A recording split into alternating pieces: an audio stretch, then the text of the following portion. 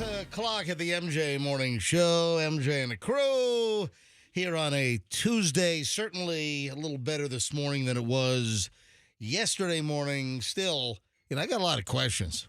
First of all, the Howard Franklin Bridge finally reopened much later after the show yesterday. I had to take the Gandy, and it wasn't terrible. Fester, did you take the Gandy as well yesterday home? I did. And it wasn't awful. No. There was a little bit of a backup. And for those that are not aware, man, we had some road closures and problems from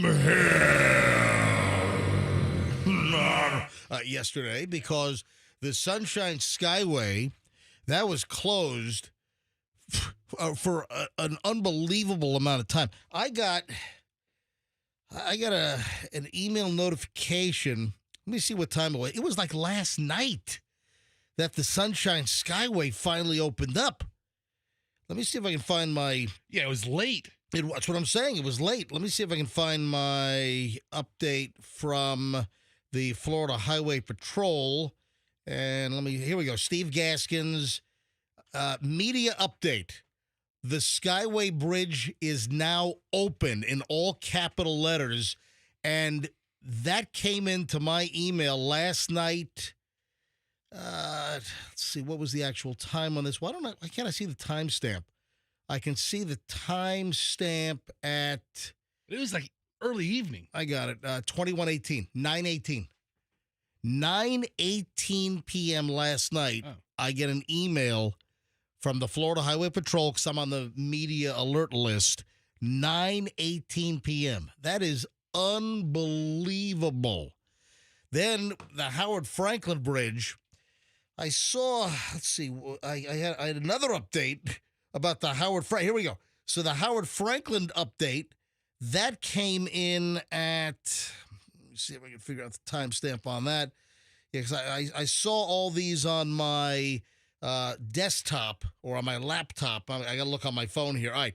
So the Howard Franklin northbound 275 just past 4th Street, that opened up, got the email at 15:13. So 3:13 p.m. yesterday afternoon. And the Howard Franklin Bridge had closed like at 2 o'clock in the morning. So, over 12 hours. The Skyway was like, what? Almost 24 hours? 18 hours? Yeah, or 20? It was a long time. But here's my question. On the Howard Franklin Bridge, you saw some of the roadway and the shoulder got washed away because the water is essentially right at the road level, and with all of the wave action and all of the surf because of the heavy wind, it eroded some of the road away, and all they had there were apparently like those Jersey barriers, those kind of the concrete barriers that they put down in sections. So what the hell are they going to do to beef up that area of the Howard Franklin Bridge? They got to build some kind of hefty seawall. It's ramshackle. The way that area is designed. Well, I think the whole bridge is compromised right now because of all the construction that's going on. No. I think that area there has always been ramshackle. Yes, and same thing on the Courtney Campbell. You look at some of the areas on the Courtney Campbell, and it's like Tampa Bay, some sand, road. That's it, yeah. Courtney Campbell's a different story. That's straight out of mid-century stuff. I thought you were going to say straight out of Compton. No. All right. Listen, that's an old bridge. Well, it's all old. So I took the Gandy home. Well, I had a workout. I had my X-Force body workout Monday, Thursday for me. And typically I just shoot right across the Howard Franklin. I get off at Lois and then go to the gym and do my workout. But I took the Gandy yesterday, and I was like, oh, my God, it's going to be backed up to the dog track. Plus, you got all those Amazon vehicles, because the Derby Lanes dog track, They're clearly making some income there because Amazon uses that as a staging area every single morning, and there are like 17,000 Amazon vans. Yeah. There are so many damn Amazon vans there that they've run out of vans that say Amazon. So they have to rent, seriously, they've got to rent like Ryder trucks and Ryder vans to serve as Amazon delivery vans. I'm looking at the roadway off of the Howard Franklin. Yeah, see what I'm talking about? That could just chip away. It's shoulder. It's like temporary, like concrete Wow. 10-foot sections of Jersey barrier, and then pop, Tampa Bay. They've got to figure out, like, they have to put giant rocks or boulders there to act as like a breakwater, you know? So my question is, who's the state trooper that got assigned the task to just sit on top of the Skyway Bridge during the closure? Hopefully they did that in shifts. Hopefully, yeah, that's a long time. Do you just sit on your phone and just play Yeah, I think Candy so. Crush or something? Yep. Is that what Your car's rocking back and forth. I mean, you're not going to go anywhere. But Yeah. Anyway, we've got some issues. We got to figure stuff out. But, you know, they're spending, what, $1 billion or whatever it is on the new Howard Franklin Bridge project, the new southbound lanes. Because if you don't know the deal, the current northbound Howard Franklin Bridge, that's going to be demolished. They're going to take that away. The current southbound is going to become the northbound, and the new section is going to be the southbound. So that's what the overall plan is going to be when they finish thing up. Yeah, I believe they're on track to finish the Howard Franklin Bridge project early. So they're building this state-of-the-art brand new bridge with apparently is going to have like a bike trail, a pedestrian path. It's going to have multiple roadways. Obviously, it's apparently there's going to be an accommodation. There's going to be an accommodation for potential rail or for transit on this bridge as well. But we have a section on the northbound side, on the St. Pete side, that can just get washed away because the water is right on the road. everything you're looking at is Yeah. going to be taken away because Yeah. this is the bridge that's Yeah. leaving us. Yeah, the southbound side is going away, but again, you know, what portion of the lead up are they going to keep? But they've got to figure something out. You got to put something there to prevent, you know, heavy surf. And we're just at the beginning of the season. Are we going to be dealing with this, you know, multiple more times? Anyway, a busy show here on a Tuesday on the MJ Morning Show. You don't want to miss a minute of this, but certainly the roads are going to be a schnit ton better this morning than they were yesterday. And then the truck driver that went off the roadway on I-75 at the Tampa Bypass Canal just past Fowler on I-75 South. Turns out it was a truck driver from, I think I heard, Mississippi that passed away, and he was found inside the cab.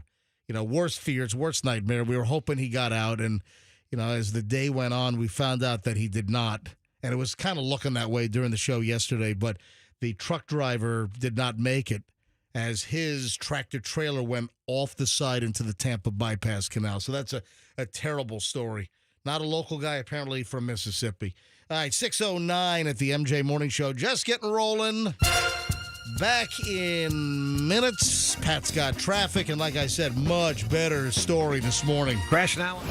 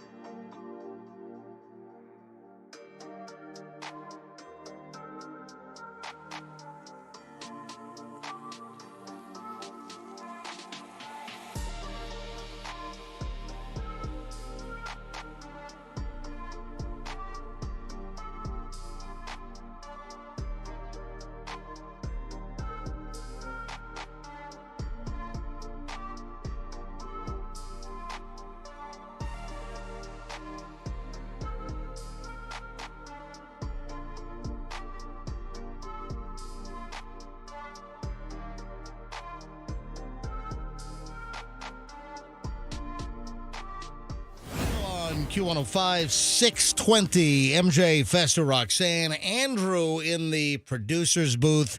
And, of course, you, the MJ Morning Show listener. And a special thanks to the Early Listener Club. Oh, you know what? We ought to do something like the Early Listener Club and give some, worthless crap away.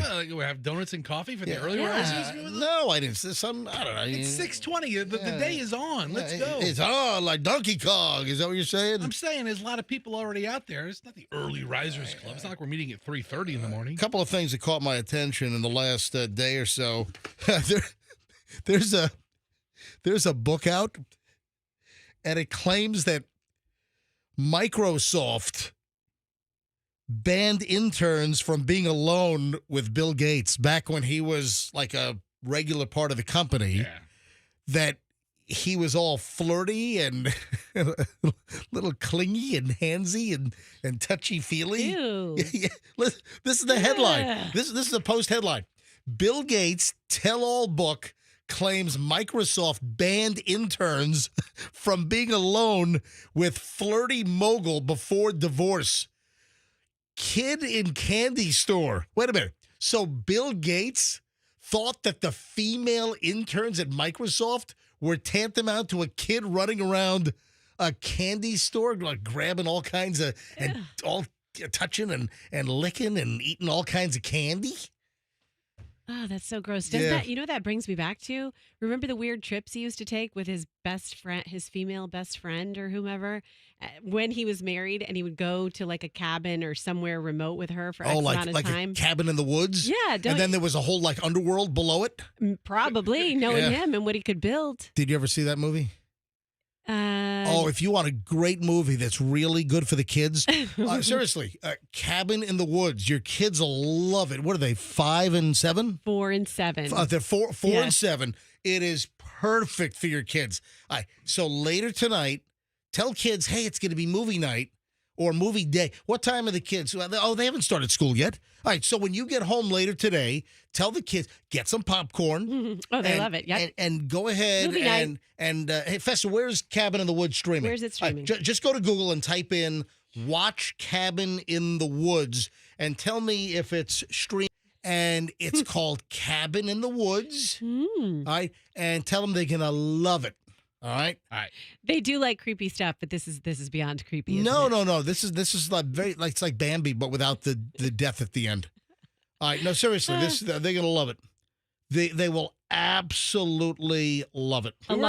We were talking about Bill Gates, and Roxanne brought one fleeting mention of a trip he would take, and now we're talking about children's movies. Apparently, this isn't really a children's movie. No, absolutely is. What? Absolutely is. Yeah, Bill Gates. Listen, MJ. This is not. Don't even read about Cabin in the Woods. No, it's R. It's R, MJ. No, that's a Strong, mistake. bloody horror, violence, gore, language, drug use, and some sexuality and nudity. Sounds great for the kids.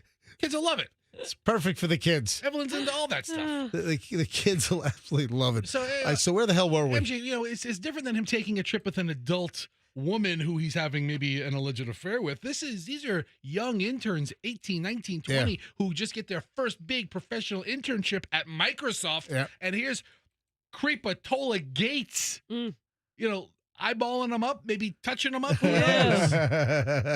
Wants to download a program on him? Yeah, those are his moves, too, I guess. His pickup line was, "You want to see my hard drive?" That was his pickup line. How would you like to turn my floppy disk into a hard drive? Oh, gross. I'm Bill Gates. I'm a billionaire. What is the voice you're doing? It almost has some remnants of that. That's a good voice. So here are some more details. Microsoft co-founder Bill Gates was like a kid in a candy store when it came to young interns at the software company, forcing management to ban them from being alone with the billionaire, according to a bombshell new book. College-age girls. Yeah, let's talk about how young these young girls are. I mean, they weren't 7th graders. I mean, they were, legal age. The upcoming tell-all by New York Times journalist Anuprita Das paints an unflattering portrait of one of the world's richest men offering salacious details about his alleged infidelity that left his wife, Melinda French Gates, seething for a long time. And then, I don't know what really happened, but then you also had the Bill Gates, Jeffrey Epstein rumors, and I don't know if that really went anywhere specific. But nerdy Bill Gates, it just seems that maybe he was, a little bit of a, he was a player, man. He's not with his nerdy little big plastic glasses and everything. And he's not a player. He's a billionaire abusing his power over young interns. All right. He's a Clinton. All right. Okay, that's what he is. There you go. And I just thought that was somewhat interesting with this new book is coming out. Hey, heads up, if you're a marijuana smoker. Oh. If you smoke marijuana, I guess you just got to be, careful and know what your source is, and just that it's untainted marijuana. The reason why I bring this up is up in Connecticut, police have found marijuana that was laced with fentanyl. Yeah, they went to a weed shop which was not licensed, and there was a search warrant being executed at the Zaza Smoke Shop up in Norwalk, Connecticut.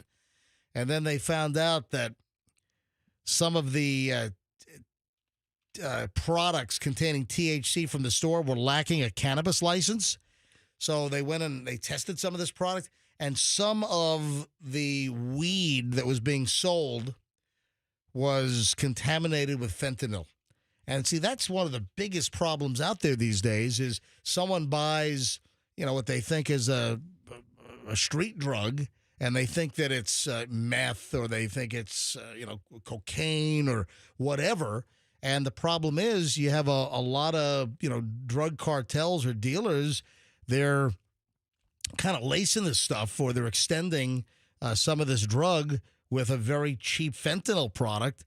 And the number of overdose deaths from fentanyl is epidemic in this country. So you think you're just buying some weed, you're going to roll a joint or smoke a bowl, and the next thing you know, you're convulsing, seizing, and you're dead on the floor? What is the rationale for putting fentanyl in your drugs if you're a drug dealer and then you're going to kill your clients? So you're saying it could be bad for business or repeat business? Yeah. Because a lot of times I think the mentality is just volume, cut the costs, and they don't care. If you're not around to buy it, somebody else will be. I don't know. Roxanne's right. I mean, you would leave a really bad Yelp review on a drug dealer who sold you something like that. Oh, so the review on Google would be bad drug dealer, 1 star. I thought I was buying some meth, but it was laced with fentanyl. I died. Don't recommend. Bad dealer. Don't use. Yeah. I just don't think fentanyl, it doesn't sound to me like it's a filler, like a cheaper filler. Like, okay, we've got half meth, but the meth is more expensive, so let's mix it. It is. Is that how it works? Oh, well, listen, fentanyl is just cheap Chinese crap. Most of the fentanyl is being, Chinese made, and it's cheap. So, yeah, the fentanyl is going to be cheaper, from my understanding, than the methamphetamine or the other drugs that are being filled with or being laced with or extended with a fentanyl product. I just don't know why in weed, why would, I could see if you've got fentanyl and it's crushed up and it's a powdery substance and it's used or it's part of another drug. But why would you use fentanyl to lace weed? I don't understand that part, unless it's just like sloppy cross-contamination or something. I don't know.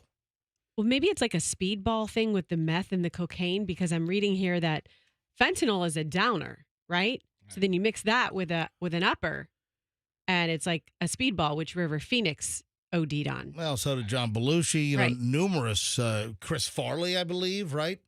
Yes. I mean, there's a whole bunch of folks that have been speedballed to death. But the bottom line here is, and I'll leave you with this, and I'm no drug expert or drug counselor over here, but you got to ask yourself, the next recreational drug that you purchase, is there a chance that it's laced with fentanyl and you're going to die? Public service. Put this in the public file. This is a public service message. This is a PSA here on the MJ Morning Show on Q105. All right, 631. Now, seriously, no. All kidding aside, the next drug that you buy, if you're a drug user, is it going to be laced with fentanyl, and are you going to croak? Just think about that. All right, 631 at the MJ Morning Show. Hey, early morons in the news next. I've got spaghetti sauce, and a battery. And that's not a Duracell or an Energizer. I'm talking about the physical battery, right? So that's part of early morons in the news next. So stand by.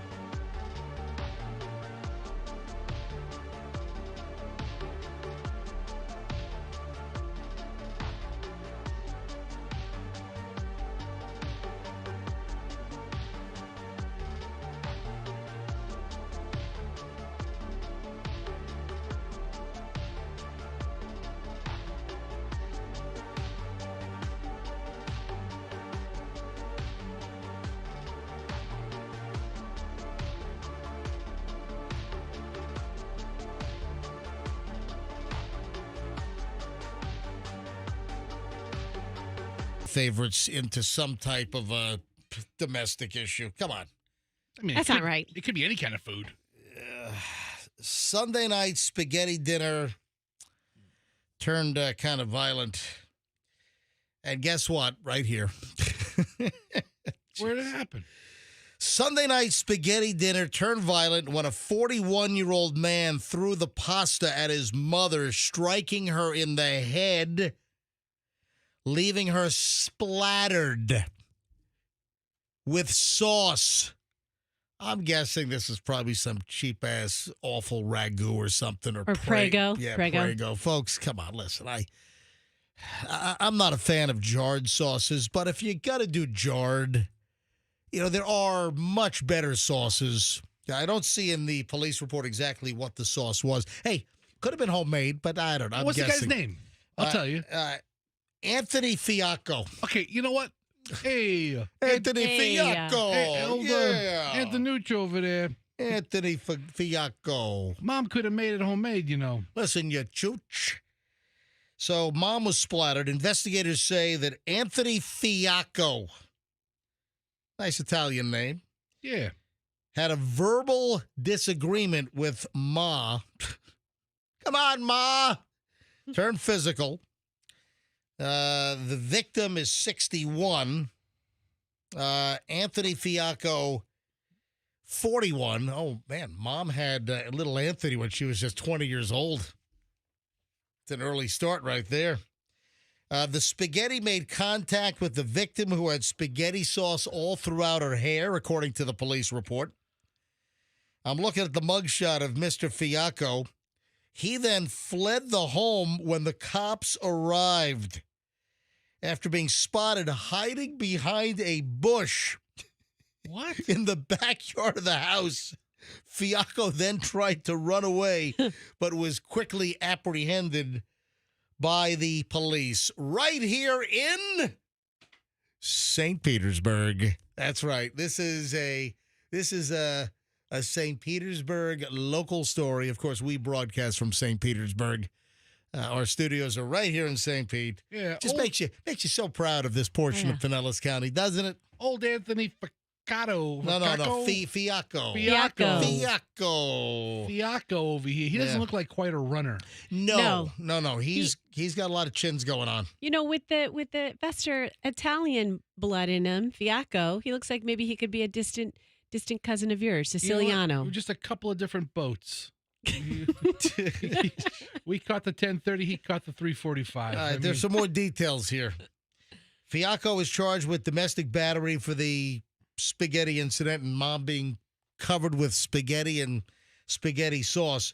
He was also charged with resisting a St. Petersburg police officer. He was booked into the Pinellas County Jail. This happened Sunday night. This is only a couple of days ago.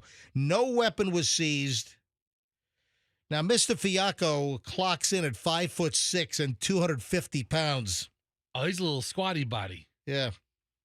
He was in court yesterday. Judge ordered him to have no contact with Ma.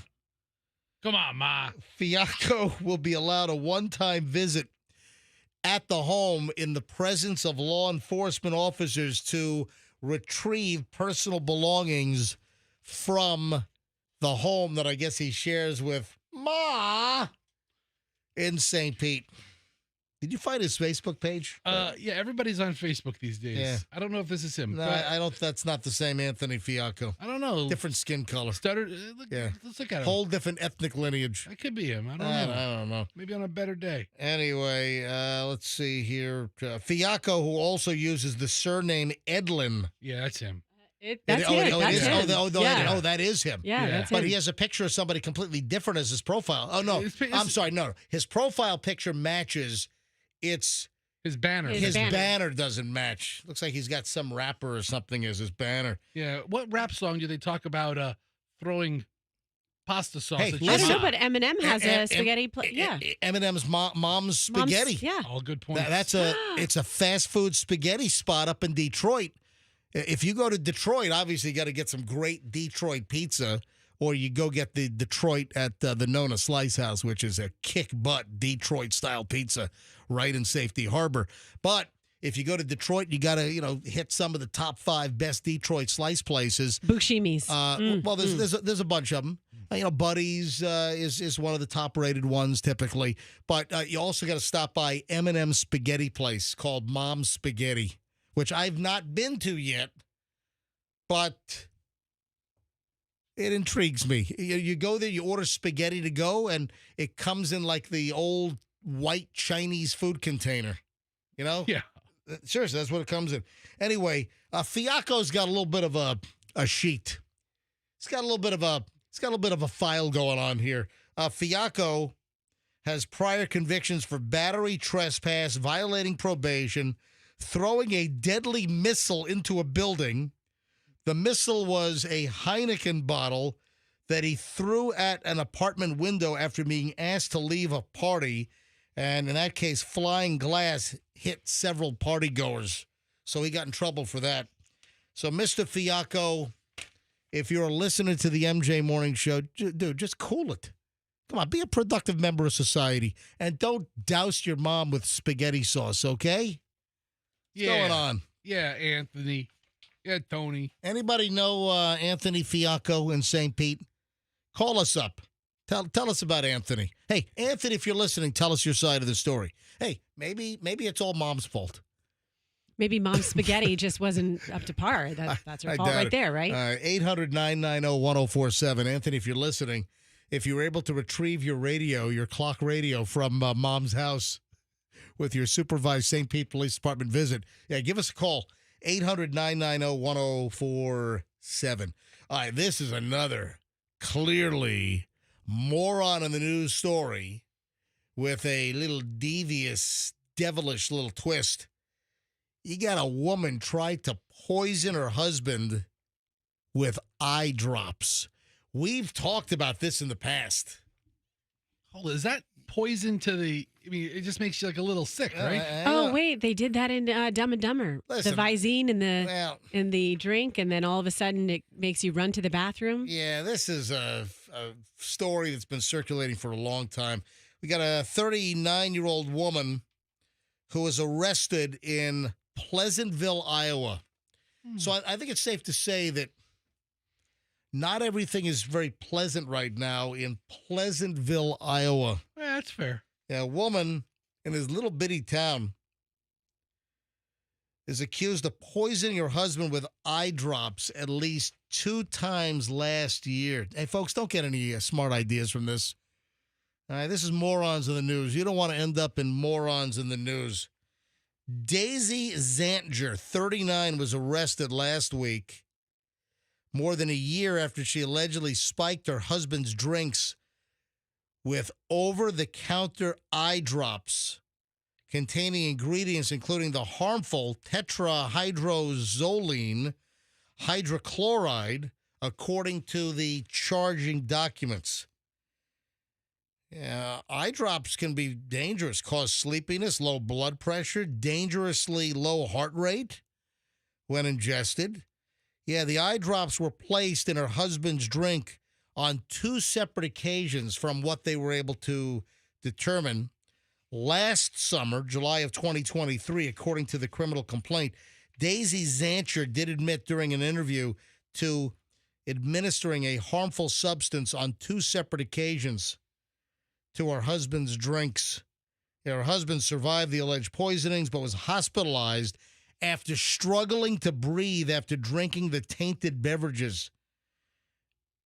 When you ingest it, it can rapidly cross the blood barrier, have toxic effects within your blood, your brain, your central nervous system, and quickly can affect the entire body. That's great. Yeah. Visine gets the red out. Yeah, Visine apparently potentially won't get the dead out either because it might kill you. Nice. I mean, it's hard to find words that rhyme with red. No, it's not. In this context? Dead, red, dead, dead, head. Okay, red dead. That's it. Red dead. What, red dead head? Shed. Like What? a tool shed? Shed has nothing to do with it. Lead. Fled. Lead has nothing to do with it. Lead. Ned. 5 words you guys have come up with, and you guys sound like you have Zed. tried. Zed. Ted. Zed. I mean, they're never What are we ending. saying? Are we saying Z name. in Canada? Zed. Z in Great Britain. See, it's a tough word to rhyme. Anyway, she's being held in county jail. Yeah. Do not try to kill your husband with over-the-counter eye drops. According to poison.org, Yeah. would you care to guess nationally approximately how many cases there are of drinking eye drops every year? Why don't you bestow us with that information? 48,000 cases. Get out of here. Okay, that's wrong. It's 130 cases. Wait a minute. There's a report that says that approximately 130 people try to poison others with eye drops every year. According to poison.org, there's 130 cases of the tetrahydrozoline gasoline. What is that called? Dude, it's tetrahydrozoline. That exposure Yes. reported each year, whether it's deliberate or somebody's Accidental. lacing a drink. You know, a lot of it is that old urban legend that if you want to give somebody the squirts, if you want to give somebody Yeah. the runs, that you'd put some Visine or eye drops in their drink. Roxanne said earlier Dumb and Dumber, but according to the poison.org story, the 2005 movie, was it Wedding Crashers? Wedding Crashers. Was it Wedding Owen Crashers? Wilson squirted it in some Wow. guy's drink to get him to run to the bathroom. Oh, boy. But it's a lot more dangerous than that. That's a felony tampering charge for Owen Wilson right there. Right? You trying to make a joke Right. comedy movie? It's 6:52 at the MJ Morning Show. Hey, 7 o'clock hour. The award-winning 7 o'clock hour on the MJ Morning Show starts next. Hey, warning. if you have batteries in your house and if you have a dog, so if you have batteries and a dog, you gotta hear the MJ Morning Show public service warning alert next. Yeah, don't move. That's coming up in just a matter of moments at 6:52. Hey.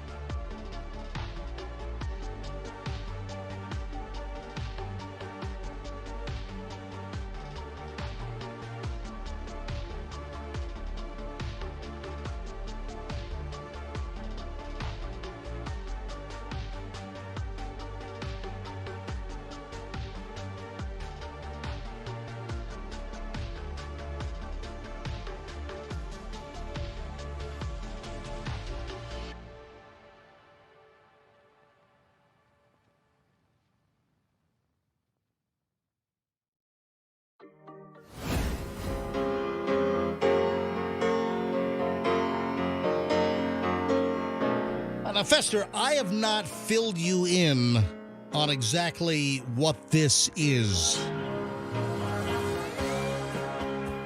I've got two little clues, and I want you to tell me if I'm issuing an MJ Morning Show warning. If I'm issuing a warning, warning, warning, warning, warning, and I mention two things. Okay. A dog and a battery. Is there anything that might come to mind? A dog and a battery and a warning from me, MJ. Don't eat them. You're on the right track, Yeah, Roxanne. I mean, I was thinking the same thing. Yes. With like those little like button batteries. You know, the button batteries are a choking hazard as well, and I don't know if they all do it, but I think Duracell does it. We did it in the studio with the bitter the, test. Yeah, so Duracell some time ago, for the button-shaped batteries, they added like a bitter coating. So if a kid puts the battery in their mouth, it's like bitter. It's like and the kid wants to get the battery out of the mouth. So the theory is that they're not going to continue to suck on the battery and potentially swallow it, causing a choking hazard. All right, let me just jump to the chase here. It is a battery in a dog that you should be concerned with if it is a lithium cell. Oh. And the dog chews the lithium cell, what could possibly happen? The dog can run forever. No. Oh, I don't know. Well, what kind of... How about that? Is that enough of a clue for you? It can become a hot dog? Well, essentially, that is correct. So what, the dog caused a fire by chewing on a lithium battery? Yeah, exactly. Oh, man. And we've talked about this in the past, and I'll get to that in a second. Yeah, in Oklahoma, Tulsa, fire department there released a video showing the dangers of keeping lithium-ion batteries within reach of children or pets. Yeah, so the video shows a dog starting a house fire after chewing on a lithium-ion battery.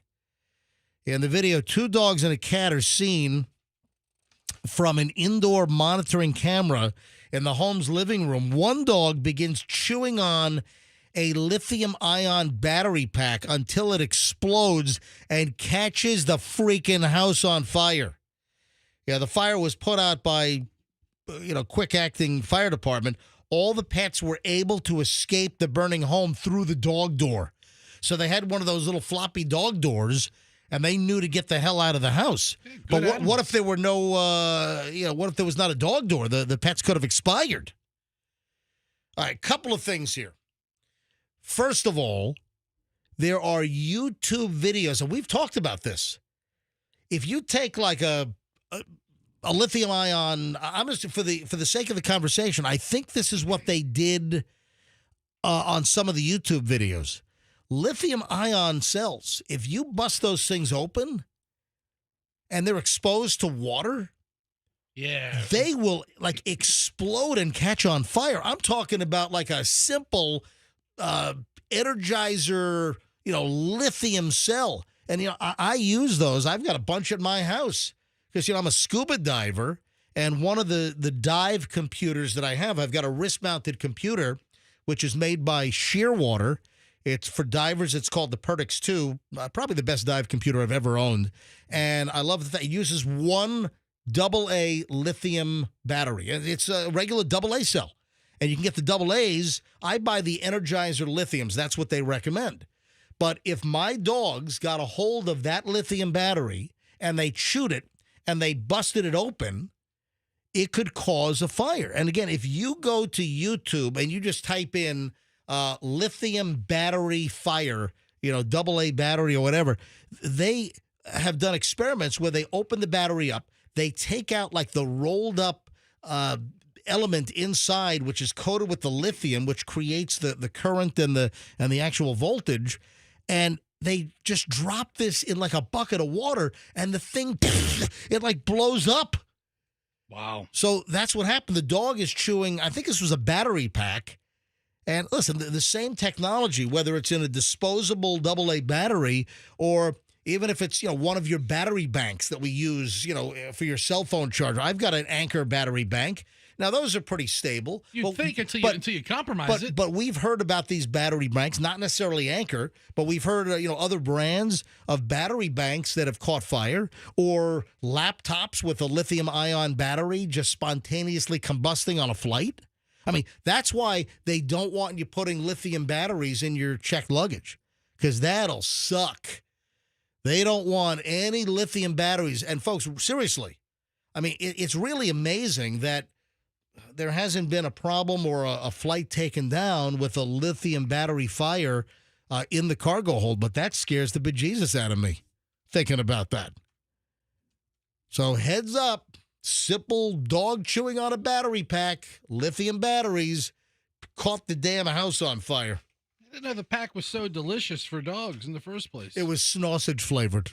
See, that's just defeating the whole purpose. Sausage flavored lithium batteries. So do lithium batteries have the alkaline strip, or those are alkaline two separate batteries? No, alkaline's different than lithium technology. So Okay. Alkaline is typically your standard way that the battery produces the energy. Right. Lithium is a different chemical reaction than alkaline. MJ, the science guy. I love it.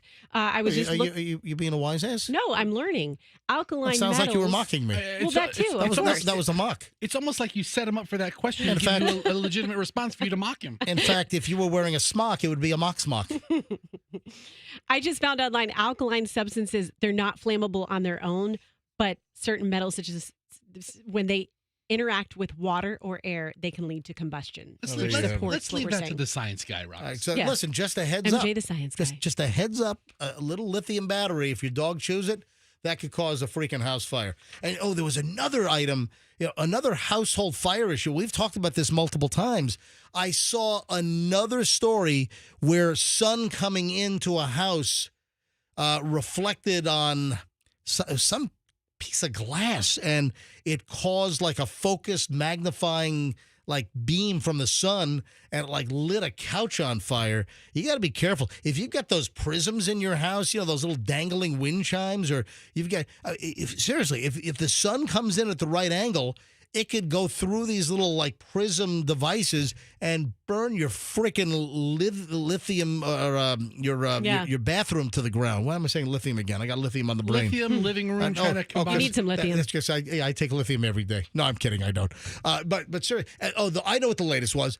The latest was because we've had like what do you call little wind chimes or crystals, like people that have like crystals or crystal balls, or You have a crystal ball?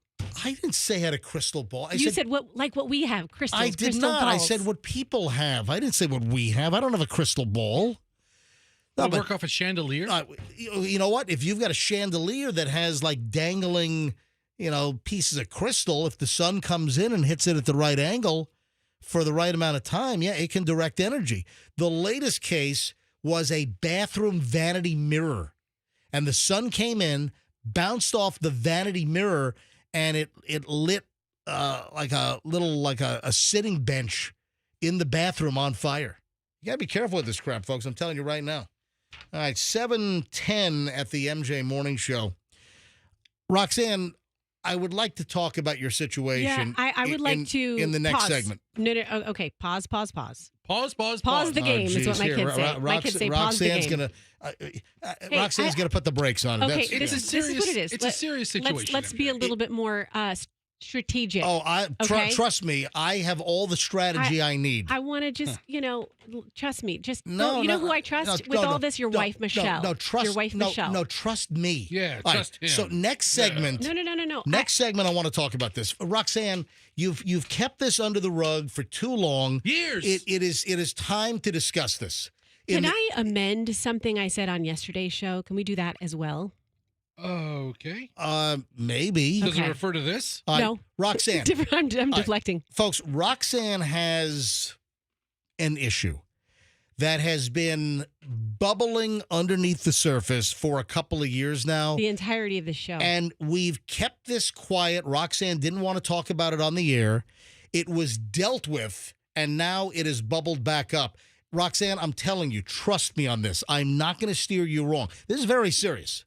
It's very serious. This is a very serious matter, and next segment, we're going to discuss this. Because, Roxanne, just put this in my hands for a minute. Because obviously the other ways have not worked. It worked for a bit, but then it didn't work. And now you're dealing with the situation again. Let's just tell the story effectively, entirely, and honestly, and then I've got some words to say to the affected parties here, okay? Just trust me on this. Why are you silent over there? You don't trust me? You don't trust me? On this matter, I trust you. All right. I'm telling you, I'm not going to steer you wrong. I have your best interests at heart. This is a very serious matter involving Roxanne, and we're just going to deal with this because you've been having to deal with this for a couple of years now, and obviously it's not working, and I'm going to take this to the next level, okay? Okay. And we're going to do that in the next segment coming up in minutes. Folks, If this is not intriguing, I don't know what the hell is. So you're using my my serious issue To jam up the ratings. Yes, let's do it. No, seriously. No, I know. I've got your best interests at heart here, and I just think that you've tried. You know the old pizza boxes. You've tried the rest. Now try the best. Yeah, I remember those. Yeah, those were. It was kind of a northern thing. You know, I grew up in New York until I was 11. Then we moved to Virginia Beach. Fester, you were from what? Five Towns? Where Five Towns is in St. Petersburg. No, my in-laws live there. No, Long Island is Five Towns. All right, so we're on Long Island. You're from where? Massapequa, Lindenhurst. All right, so Fester's from Long Island. Remember the old white flimsy pizza boxes, and it had like the Italian chef, and it said, "You've tried the rest, now try the best." The chef is kind of winking and pointing or something. Exactly. Yeah, the pizza pie. Anyway, Roxanne, you've tried the rest, now try the best. Let me handle this. Okay. All right. Sounds good. So, folks, we start an hour and 20 minutes of nonstop MJ next. And there is something involving Roxanne that has been kept quiet on this program that we're not going to keep quiet any longer. And that is next, among a lot of other crap, because we have an hour and 20 minutes to fill. Every single morning, no commercials, no music, an hour and 20 minutes. Nonstop MJ begins next here on the MJ Morning Show. Hey.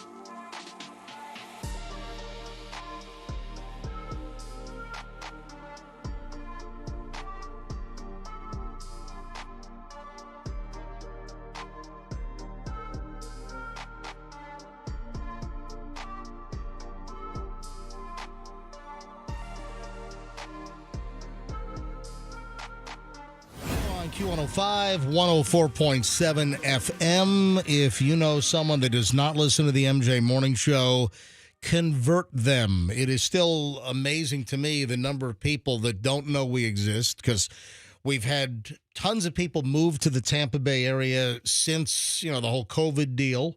Population has exploded here. And there are folks that are not aware of our history, but then there are even folks that are aware of our history that don't know we're back on 104.7 FM. So whenever you can, please let people know. Tell 3 people, hey, I listen to the MJ Morning Show on Q105. Word of mouth, man. I can't afford billboards all over town like that Joy station. The whole Jesus thing clearly can put billboards up. Maybe we need to make a little bit of a switch. Maybe we need to add a little more, religion to the show here, and maybe we can afford billboards. Or wait a sec. Or what about that clothing store, that Tweeds? Where the hell is this Tweeds getting all this money? I mean, every time I go on the internet, I'm doing searches for, the show. I'm doing show prep, and I got these Tweeds ads. They pop up all over my searches. I'm driving down the road. Every 2 seconds, there's another Tweeds bill. Where the hell? Hey, Tweeds, can you lend me some money so I can put up? Hey, how about we put up some billboards that are half Tweeds, half MJ Morning Show? No, half Tweed, half Twit. I saw a Tweed's car in town, a wrapped car. At least. What kind of funding do they have for the clothing company? It's a custom clothing company. I know. Yeah. It's all over the place. I'm trying to get some billboards up to continue to spread the word about the MJ Morning Show here on Q105, 104.7 FM, and I got no budget for billboards. All right, welcome, folks. An hour and 20 minutes of nonstop MJ starts right now. 1 hour and 20 minutes plus. I never stop. You never get shorted, and it's never exactly an hour and 20. I always go over. It's always like a baker's dozen, or, you lift a couple of slices of meat off the scale, and you get the pound, and then you drop the rest of the meat on. It's 1.1 pounds. I mean, you always get a little more here on the MJ Morning Show. All right, I got the serious Roxanne situation coming up in just a matter of moments, and I can see you're like putting your hand on your head. Listen, Roxanne, you got to show strength here. When you I have plenty of strength. Don't worry about it. Don't show weakness here. All right, there's no weakness. It's just contemplative. It's a very personal situation. It is. That's where I think this is coming from. We have a very personal, serious Roxanne situation. We will get to in just a matter of moments. Couple of things first. And then also I got my big teased item at 7:45, which is really kind of fascinating. And everyone has experienced this in some place or another recently or over the last couple of years, but it's starting to have a detrimental effect. I'll explain coming up. That's our 7:45 teaser. First, though, you should avoid this item in your hotel or motel room because it's a time bomb waiting to go off. What should you avoid? Next time you check into a hotel, motel, Holiday Inn, what should you avoid? What do you think? When you say a time bomb, though. Yeah, that's how it's described. Well, it's not the remote control, but they always tell you that's dirty and not to touch that, right? Experts warn this is a time bomb waiting to go off. So, yes, Roxanne, you're correct. It has been suggested many times that you use some kind of an alcohol wipe, or you know what flight attendants do? They carry Ziploc bags. A lot of flight attendants and pilots, they go into hotels and motels all the time when they're overnighting. They got a layover going on. What flight attendants and pilots do, they carry little Ziplocs and they put the TV remotes inside a Ziploc, and they just operate the remote through the Ziploc. That makes sense. Or Michelle travels with 19 pouches of PDI hospital quality alcohol wipes. But I like the Ziploc idea. That's not what it is, though. But Roxanne, you're correct. You pay attention to the show. We've talked about how filthy dirty the TV. I mean, seriously, I think there have been some tests where the television remote control in a hotel room is more filthy than the toilet seat. Didn't we talk earlier in the week or last week about air conditionings being so filthy? We did. It was last week. That mouth breathers get like some crazy disease. There was some, well, it wasn't. Mold spores. Yeah. There was some woman that came down with all kinds of white bumps all over the back of her throat. Her throat was raw and sore. And the doctor said that it was the motel or hotel air conditioner, that she cranked it down to like 64, and she's like mouth breathing all night. And I guess it was mold from the air. That's true. But nope, that's not what it is. That's not the latest time bomb in a hotel motel that you have to be aware of. When you say time bomb, though, I think of something that's going to explode. Like that? Much like that, if not exactly. Avoid this. You have no idea what it is, right? No. Putting fish in the mini fridge. I don't know what. I have no idea. Experts are warning not to use this in your hotel room because it is a breeding ground for bacteria and fungi. The tub. No. With a hair dryer. But I bet you the tub is filthy. Yeah. Where are your Hold on. shower What shoes? did you just say? I said hair dryer. Boom. Really?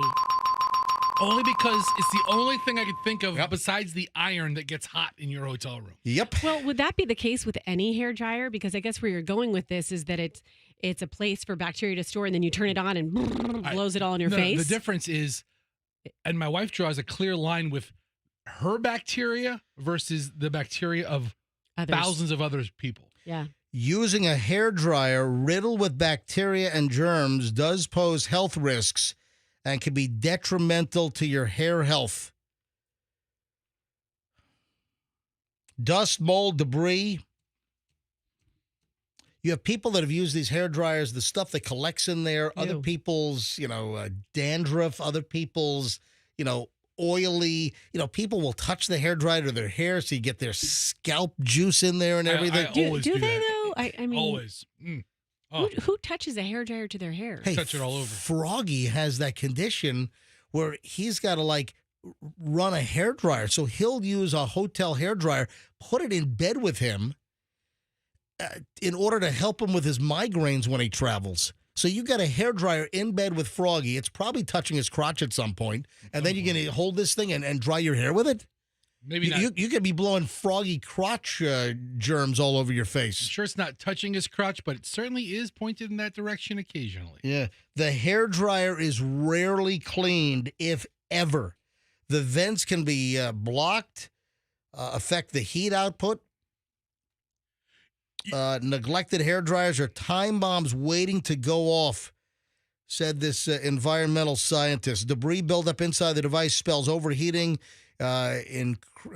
increasing the risk of singeing your hair, your scalp, as well as all the bacteria, fungi, and germs that it's blowing all over your face, into your orifices. You can even picture the cleaning crew going into the room and just wiping down the plastic outside of the hair dryer, just giving it a wipe down. Also, here's another problem. What's that? Hair dryers have the cold and the hot setting. A lot of times when you've got the housekeepers at hotels and motels, they're really sweating their butts off all day long. It's not uncommon for them to put it on the cold setting and stick the hair dryer down their butt crack just to kind of cool themselves off, or the front. Yeah. Yeah. Just So, bring a little relief from the heat. Exactly. I mean, they're hardworking people. Exactly. Oh. So heads up on that. It is 7:34 at the MJ Morning Show. Got a lot of stuff to do in this hour and 20 minutes, including a situation affecting a member of the MJ Morning Show. Now, Roxanne has shied away from discussing this on the air over the last couple of years. Roxanne decided to go the legal route. This is a very serious matter, folks. There's nothing funny about what we're about to discuss, and I want to be 100% serious, and I want to have Roxanne's back on this. Yes. And you've tried some other methods, and I'm sure you're probably going to go that way again, but I don't see any reason at this point why we shouldn't discuss this on the air. Let me just flat out say what it is, and then I want Roxanne to tell the story. I'm going to interject with questions. You interject with questions?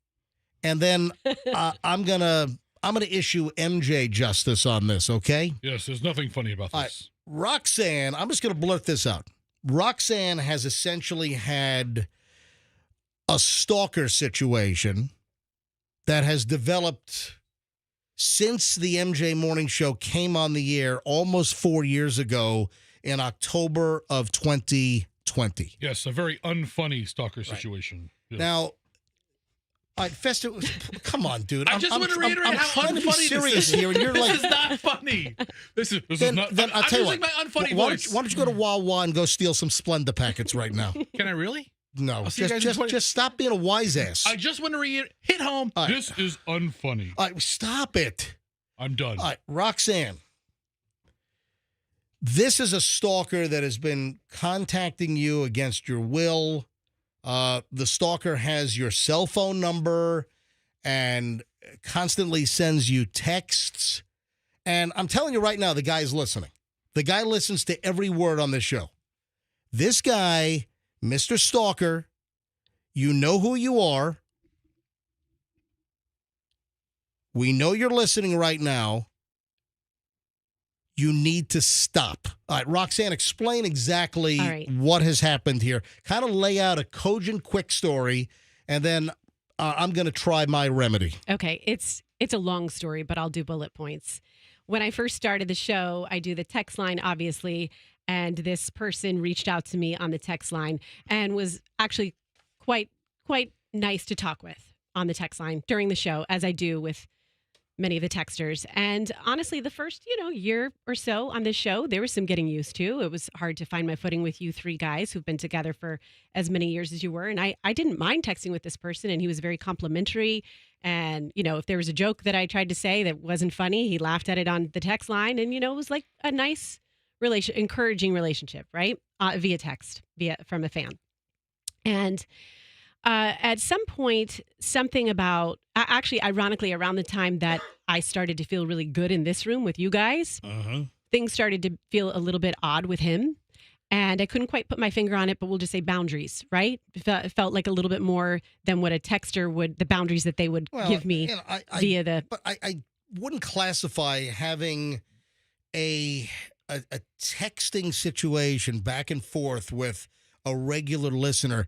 I wouldn't classify that as a relationship. No, Yes. exactly. And it is, and it is not. It's just a communication. It's a communication. That's right. it. That's it. That's a good way to put it. So with that being said, my radar went up and I hired a private investigator, and he got back to me, gave me a report, and said this person has assault record against women and other stalking issues, right? Yep. So he suggested I immediately get an injunction, right? Get a restraining order. Yes. Hold on. I have a question. I have a very unfunny question. Yeah. Okay.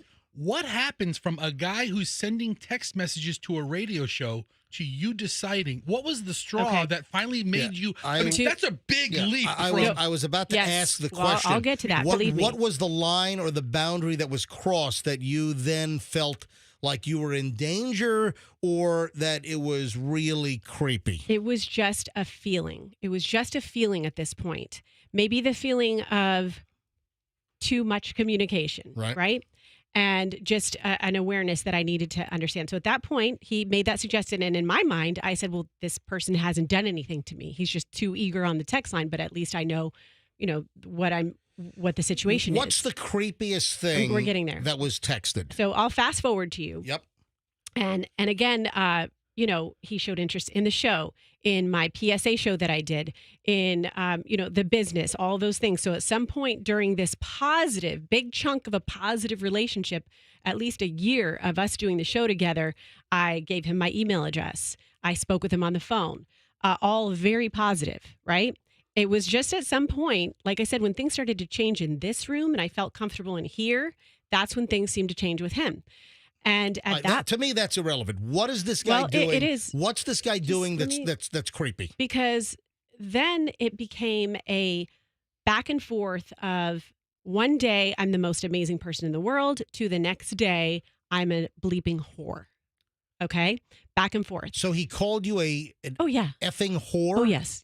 Okay. Accused me of cheating on my husband, on and on and on, and I could actually pinpoint his ear to the show, everything that I say on the show. Look, we talk about racy topics. Sometimes I say, whatever rated jokes, just funny just funny off-color things in an attempt to be funny, right? And so I could kind of see, if I got a negative message from him, I could kind of see, all right, he heard me say this on the show, and this is how he spun it in his head, right? Has he ever shown up to places where you've been? Not that I'm. He did say that he saw me one time, but not that I'm aware. Okay. I'm guessing that maybe he has lurked. That's just a thought. All right. So okay. let's fast forward to the restraining order to your legal issue. Okay. So folks, this got to the point where it just wasn't an annoyance. It wasn't just somebody. It was just it's harassment when you're calling someone when I'm trying to do my job and be an entertainer and share aspects of my life, and I have someone who's saying disgusting things to me. That's an issue. It got to the point where the communications with this guy just crossed the line. Yes. And Roxanne sought in the Hillsborough County court system. I want to pause right there because I want to tell you the inciting moment that made me do that. Go ahead. Right? Yep. Yeah. So it was, as you guys know, had a lot of like family tragedy things going on, and I'm kind of dealing with this at the same time, right? So I'm not addressing this head on because I've got other calamities in my life that are more pressing. But the trigger for me, ironically, is your fault fester. So and I don't know the if straw I ever that broke the camel's back. All right. Yes, and I don't know if I ever told you this. You're welcome, I guess. Yeah, but so again with the back and forth, sometimes it's Roxanne, you're the most amazing person, to Roxanne, you're all XYZ, kinds of names. right? All kinds of names. So what broke the camel's back for me is because he sent me a message and said, "You bleeping whore," right? Yeah. Yep. Right. He said, "You took a picture of Froggy's blank. You whore," right? So I'm thinking to myself, okay, that's not normal. That is not normal. Well, that's scary behavior. Okay, so then I say to myself, I go, wait a second, he's hallucinating. And that was the point for me because I'm like, I could tie what he would say. I was like, all right, he didn't like that I said this on air today. Great. But he's going to, something racy. But I was like, okay, he's straight up hallucinating now. He's making things up in his head. Right. Guess what it was? I never found out until a month later. Was it Fester took a picture of Froggy's crotch and put it on, like with his hand in his pants and put it on Facebook. Oh, okay. Yeah. And he tried to suggest that you did that? Yes. Okay. Yes. All right, so let's fast forward to the legal issue. So this went on for a couple of years, folks, and finally Roxanne had enough, and the text messages from this individual were getting increasingly more aggressive. So Roxanne hired an attorney, and you were successful in getting a restraining order against this listener from contacting you. You were face-to-face with this guy in Hillsborough County Circuit Court. You were before a judge with your lawyer and this guy. You were face-to-face in court, and a judge in Hillsborough County handed out a restraining order against this individual for the period of, 1 year? Yes. Yes. And by the way, at that moment when I decided to do that, I called a detective to the house. She was the one who told me to get the restraining order. And she was like, you need to carry a gun with you. You need to do it. She's like, this is a serious matter. You cannot mess around with this. You have to get a restraining order. There are some elements we're not discussing, which obviously added to the perceived danger here. Mm-hmm. Anyway, the restraining order was granted by a Hillsborough County Circuit judge. Mm-hmm. The restraining order was for a year. Is that as long as they can go? Well, I think they can go longer, but this was a year. So clearly Roxanne needs to go back to court and get a new restraining order against this individual. But the reason why we're bringing this up is the restraining order expired, and how quickly after it expired did this guy start harassing you again? I don't know. It wasn't. Was it weeks? Was it a month? Yeah, somewhere in a month plus. Maybe. So it's not like it was like that day at noon or anything, right? All right. So the guy's back at it again. So Roxanne is going to go back to court with a lawyer, get another restraining order. But, we had not talked about this on the air. And, Roxanne had some advice here. Don't talk about it on the air. Well, clearly it's not working. So let me try this my way. I know that you, and I know your name. I know your first name, your middle name. I know your, can I say the guy's middle name? Why not? Sure. Middle name is Michael. All right. I know your first name. I know your middle name. I know your last name. I'm going to tell you right now, right here at 7:45 in the morning on this Tuesday, August 6th of 2024, leave Roxanne Wilder alone. Stop it. Don't text her again. She's going back to court. But I'm gonna call in my law enforcement friends, 30 years of detectives and friends in various agencies here in the Tampa Bay area. I'm going to start calling in my friends, my state attorney's office friends, my prosecutor friends, my judicial friends. Knock it off. If you want to listen to the show, listen to the show. Stop harassing Roxanne Wilder. We know who you are. We know where you live. Stop it. We will only go through legal channels, but I'm telling you, I can help increase those legal channels. Stop harassing Roxanne Wilder. You know who you are. I don't know if this guy's getting off on the fact that we're directing this to him right now. He Probably. might be, as much as he was probably getting off being in the courtroom with her. I mean, this guy really isn't well. Something is wrong here. All right? Leave her alone. Because now we're going to do things my way. Leave Roxanne Wilder alone. You know who you are. Leave her alone. And don't think for a minute that we're not going back to the legal channels. We are. And I'm going to help amplify those. Hopefully this message has been received loud and clear. Stop it now. Hasn't he already been visited by law enforcement over this matter, Roxanne? Yes. I mean, they've knocked on his door already. Well, we got to crank this thing up. I mean, leave her alone or we crank it up. And then I'll start revealing full names and all the information, sir, that you don't want on the air. Yes, sir. And guess what? Truth is a defense. So I've got no issue blurting all of this out on the air to protect my colleague, Roxanne Wilder. Thank you. Stop now. Anything else you want to say? No, that was not funny. Yeah, I just want to say you were really, really right when you said not funny. Because not funny. No, not funny at all. Not funny. Listen, leave Roxanne alone. What the hell is this guy thinking? All right, 7:47 at the MJ Morning Show. Now back to our regular programming. Oh. Got a list of 10 things you shouldn't do on a first date. Hey, what? Hey, we got War of the Roses coming up. We got another phony fake phone call. Got another funny staged all actors phone call with War of the Roses coming up All here. right, we got a new second date dilemma here. We got Chet on the line. Yeah, good morning, everybody. Anyway, so the actual teased item that I did, I do those little things. Hey, coming up tomorrow morning, 7:45, blah, blah, blah. Hey, I had a teaser yesterday that shoppers are getting fed up with this and somebody is benefiting. Do you know who is benefiting? It is Amazon. So Amazon is benefiting from a situation that's getting increasingly more annoying for regular retail brick and mortar shoppers. Do you know what it is? Fights? Nope. Wait, say it again? I'm sorry. So I understand you're a little distracted. Yep. All right. Shoppers are getting fed up with what's occurring in regular retail and brick and mortar establishments, and Amazon, people ordering online, that's benefiting from shoppers getting fed up. You know what it is? I think I know what it is. What do you think?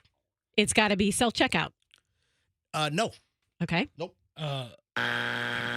My wife bought something on Amazon that she could have easily went to a department store and bought. And? She doesn't want to see other people. She's like, ugh. It was one of those humanity places, She doesn't want to deal with other humans? I mean, it was like either Walmart or Target. She's like, I don't want to put up with the people. It'll be here tomorrow morning.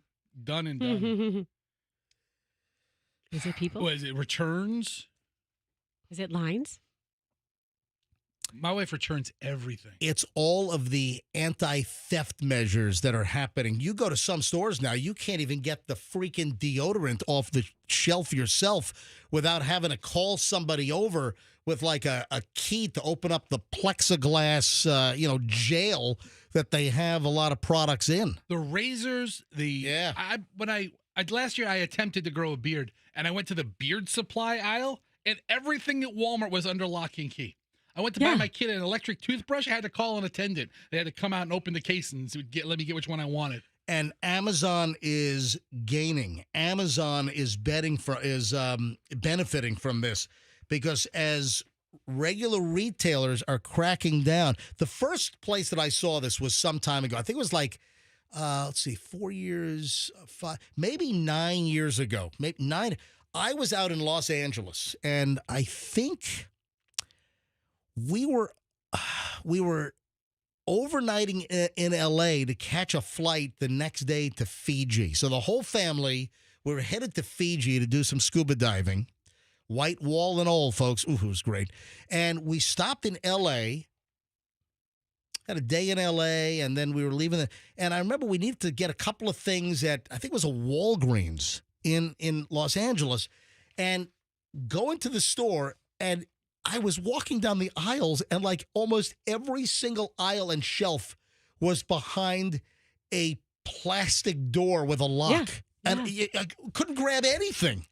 And you had, I remember I even took a picture and I put it up on my social media. That might have been Twitter at the time. I had an Instagram, but I don't know. I can't remember where, but it's probably somewhere in my old archives. And I put up a post. I'm like, oh my God, look at this. Everything is jailed.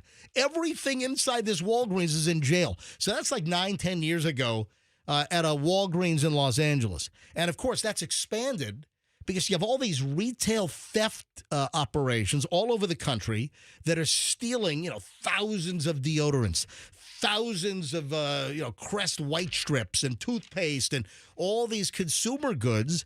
And it's forcing these stores to put this stuff behind anti-theft and shoplifting measures. But people are getting fed up of it. They're getting fed of it. People are getting tired of it and fed up with it is what I should be saying. All right. So they're tired of trying to, navigate all this locked up stuff, all of the goods behind locked doors and cases. And people are saying, enough is enough. I'm just going to order this on Amazon. And Amazon is benefiting from this. I could see that. Yeah, you know where it's really bad too, MJ? You may have seen this, but when I went to New York City in June, it was like everything was, you go to a CVS. Yeah. You can't get anything. All locked up. This is CVS, all locked up. I just went to your Twitter because you mentioned it. Oh. You haven't posted since like 2019. No. I posted since, but I've started erasing stuff. I don't use Twitter anymore. I don't use X anymore. I've walked away from it. But I scroll back to 2019, July 7th. Yeah. Here you are at a Baskin-Robbins. On the Upper East Side. And there's a big chain link or chain with a padlock on it. Yeah, a Baskin-Robbins store, First Avenue and 116th Street in Harlem. They literally had a chain around the two handles of the freezer where you could typically take a quart of Baskin-Robbins ice cream out of the cooler, out of the freezer. They had a whole huge chain with a padlock on it, locking the two doors so you could not go in and get ice cream unless they came up from the counter and unlocked the chain and the padlock. Here, MJ writes, your Dunkin' Donuts and Baskin-Robbins might be in a spotty neighborhood if you need to chain and padlock the freezer door. Holding the usual self-service pre-packed quarts of ice cream and cakes. What if people just walk in and take an ice cream cake and just walk out of there? Those cakes aren't cheap. Yeah, anyway, so Amazon sales are going up, and a lot of the drugstore sales are going down. Hey, look at the number of Walgreens and CVS locations. They closed the CVS store at the corner of Dale Mabry and Kennedy Boulevard in South Tampa. Yeah. It's closed. It's abandoned. Yeah. In fact, the Red Box is out there, and I think they filed for bankruptcy. I think anyone can just go pick up the Red Box if you want it. Just load it up in the back of your pickup truck. All those DVDs, too. Take them with you. Just take it. I think you can just have it.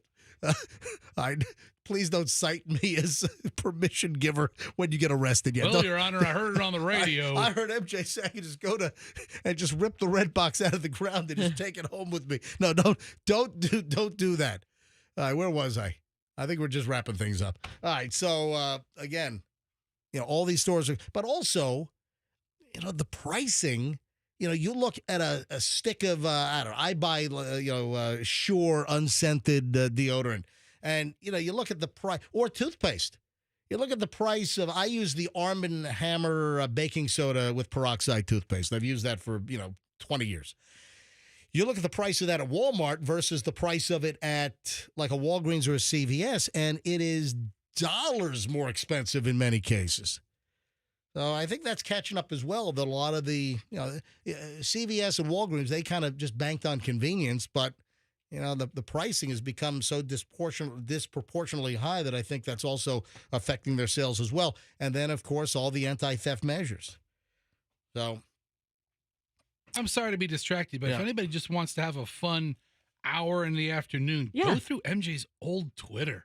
I'm like 8 years back, and you get some fun stuff up here, dude. I did. There you go. Yeah, that's your New York days, right? Yeah, one picture's more interesting than the next. Yeah. All right, that's it. All right, listen to this. Fester, this is what, a review? What are you talking about? You sent this to me from Reddit. Okay, so... All right, explain this to me, and I want to share this 5-star review from a Reddit post. So, I try to keep my eye on Reddit every day for interesting things that pop up. And Reddit's got a lot of stuff. And on their main general page, this was on there last night, and it was about reviewing a hotel. Yeah. Hotel. And this hotel deserved a 5-star review. I'm like, okay, let me just give it a couple of seconds to see if it's something. And it's the most backhanded, screwed over guy of a review. And he's no saint, but he's talking about everything that you're... Let me share the review. Yeah, he lays it all out. So let me share this. Is this a Yelp review? Is that what it was? I don't know. It looks like the Yelp format. So this guy leaves a review for a hotel. 5 stars, 14 days ago. From Eric F. This is the best hotel in the area to have an affair or to cheat on your wife. Yes. I myself had an affair with a woman named Michelle, whom I work with. My wife... Okay, we can eliminate your Michelle. Yeah. My wife found the hotel receipt online and called the hotel, who told her I indeed checked in with my wife. The beds are large and comfortable and perfect for having sex with women who are also not your wife. The bathrooms are clean, the staff is friendly, and there is ample parking just in case you decide to meet your partner who you're cheating on your wife with. They're in separate vehicles. I definitely plan on going there again the next time I feel the need to get my cheating on. Then again, I won't have to cheat anymore as my wife is leaving me as soon as she's done writing this review from my Yelp account. Also, I have a tiny penis and sometimes sleep in women's panties. Dude. What? So the wife writes the review on his behalf. The wife is right. So you don't know it until the end there hysterical. that the wife actually wrote the review. I mean, you pick up somebody's phone, they're logged into their Yelp account all the time. Oh, man. All right, 7:59 at the MJ Morning Show in the middle of an hour and 20 minutes of nonstop MJ here on Q105, 104.7 FM. The question I have here is, did Debbie really blow the hurricane cocaine ashore, or would the cocaine have come ashore anyway with just regular tidal and wave action? I mean, Debbie obviously expedited it. Yeah. Of course, we have the headline, which is getting attention all over the world. Hurricane Debbie blows cocaine worth over $1 million onto the beach in the Florida Keys, according to the U.S. Border Patrol. All right. Yeah, That's always fun party talk, like What would you do if a grouper, what do they call them? A Square grouper Square grouper. rolled up on the beach, Yeah. you know? And look, here they are. Here's pictures of them, Roxanne. They're square. Yeah. And there's a weird, like a symbol. There's like 2 crisscross red boomerangs, like the labeling on these bales of cocaine. Listen, this coke was coming ashore anyway. Now, whether the news loves to like promote it. Oh yeah, the hurricane blew $1 million worth of cocaine on the shore. Yeah, where this happened? This happened down in the Florida Keys, according to the Border Patrol.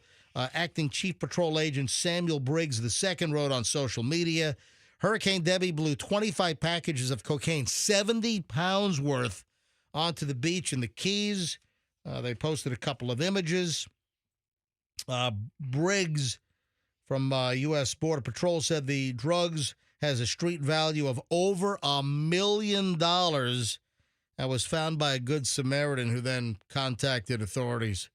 Look at all these packages. Yeah. It's a lot of coke. Yeah. So everyone loves a good, cocaine washed up on shore hurricane headline, but this stuff was going to be blowing up on shore at some point anyway. I love a good cocaine movie. What's that one that Johnny Depp was in with Penelope Cruz? Who did he play? Was it Blow? Was it Blow? There you go. I don't Yes, know. it was Blow. Not sure. Yeah. All right. Speaking of the hurricane and the tropical storm, yesterday roads were a mess. Hey, on the Howard Franklin northbound, where the Howard Franklin northbound was closed yesterday because we had heard of flooding, but it was not just flooding. Part of the shoulder had washed away because apparently it's Tampa Bay, a little bit of sand, and then the road. Yeah. I mean, they're building like $1 billion bridge right now. Shouldn't we have like a better barrier, a better seawall, or giant rocks to protect the road? Attention FDOT. You might want to shift your attention from the new bridge over to the old bridge, which is still going to be in use for another, at least another year and a half, right? Maybe 2 years. But that's why the Howard Franklin northbound was closed, because part of the shoulder and the asphalt was washed away because Tampa Bay washed over, and it's just, there's like no protection there. It's unbelievable. Those pictures are crazy. They are. Yes, Andrew. Yeah, I don't know what time high tide was yesterday, but did you notice how high the water was when you were driving across Gandy? Oh, yeah, absolutely.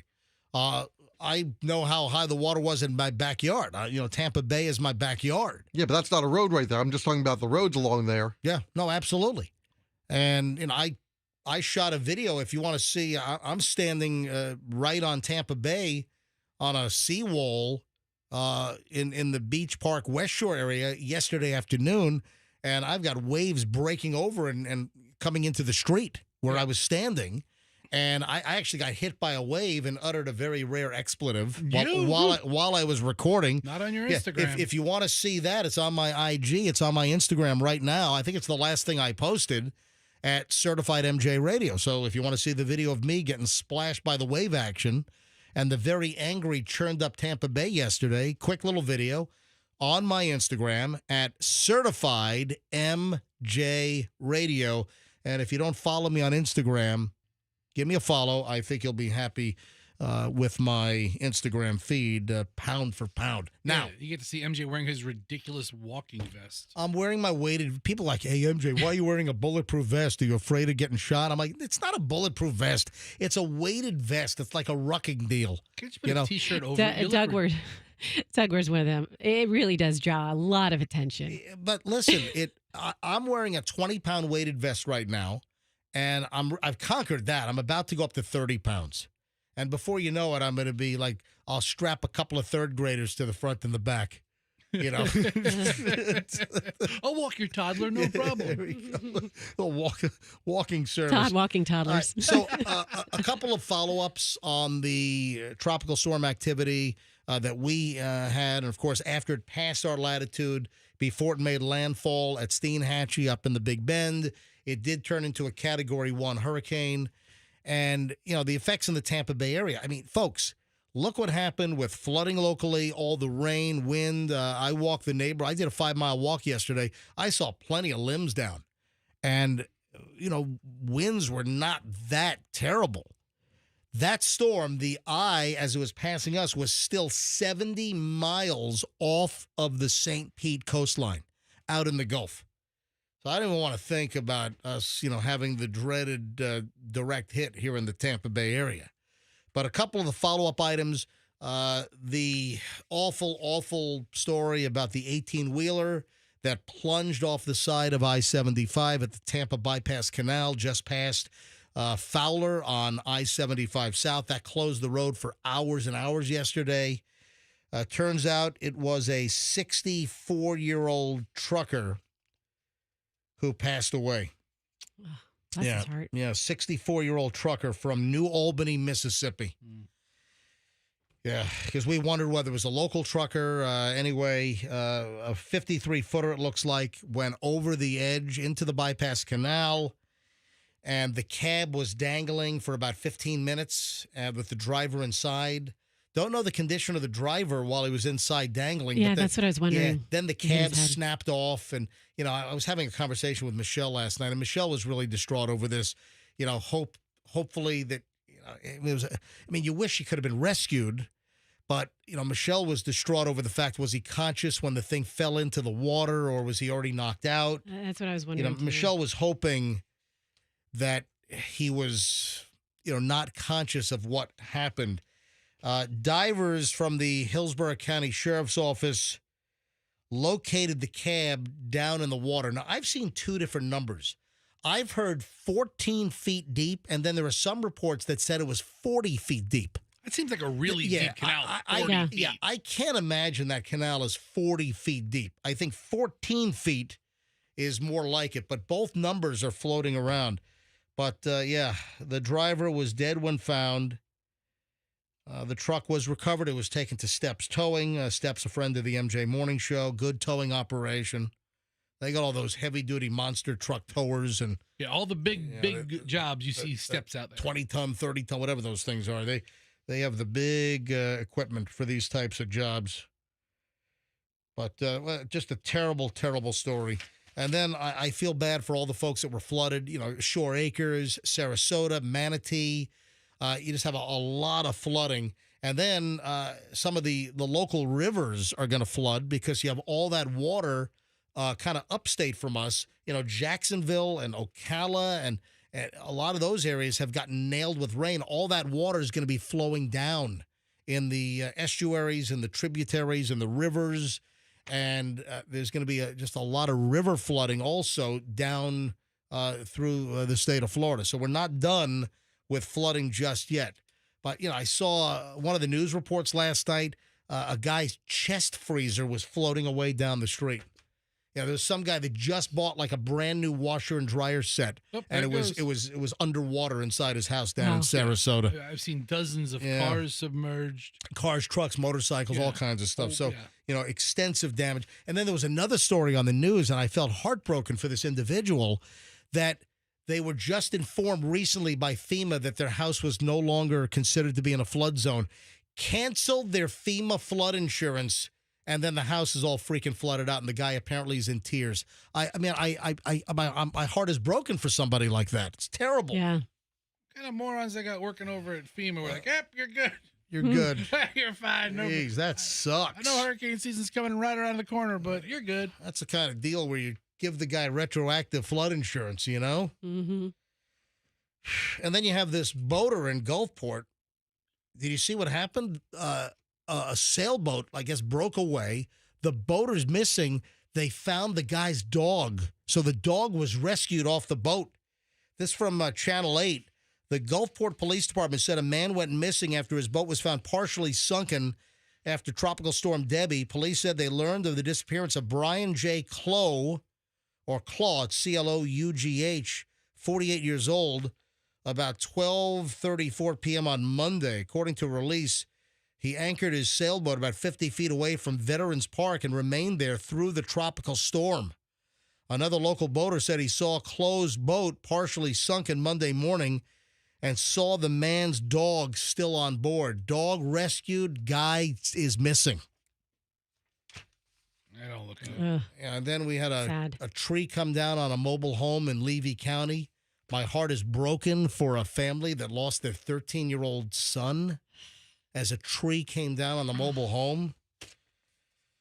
Anyway, folks are going to be dealing with the aftermath. And this was a tropical storm, folks, that was 70 miles offshore. And look what it did. Debbie was a big lady. It was. yeah. It was just a slow mover, and it had big, thick thighs on her, man. She just dumped rain. Big old booty and some big, thick, like tree stump thighs. Good description. You could have a storm that's more powerful, but Debbie really was tight. like a fire plug. Yeah. It felt like she just sat there. She's a big old girl. A biggin. And she's dumped water everywhere. And it's so many counties just weren't prepared for it. All these, water runoff systems we have, we think we're so smart.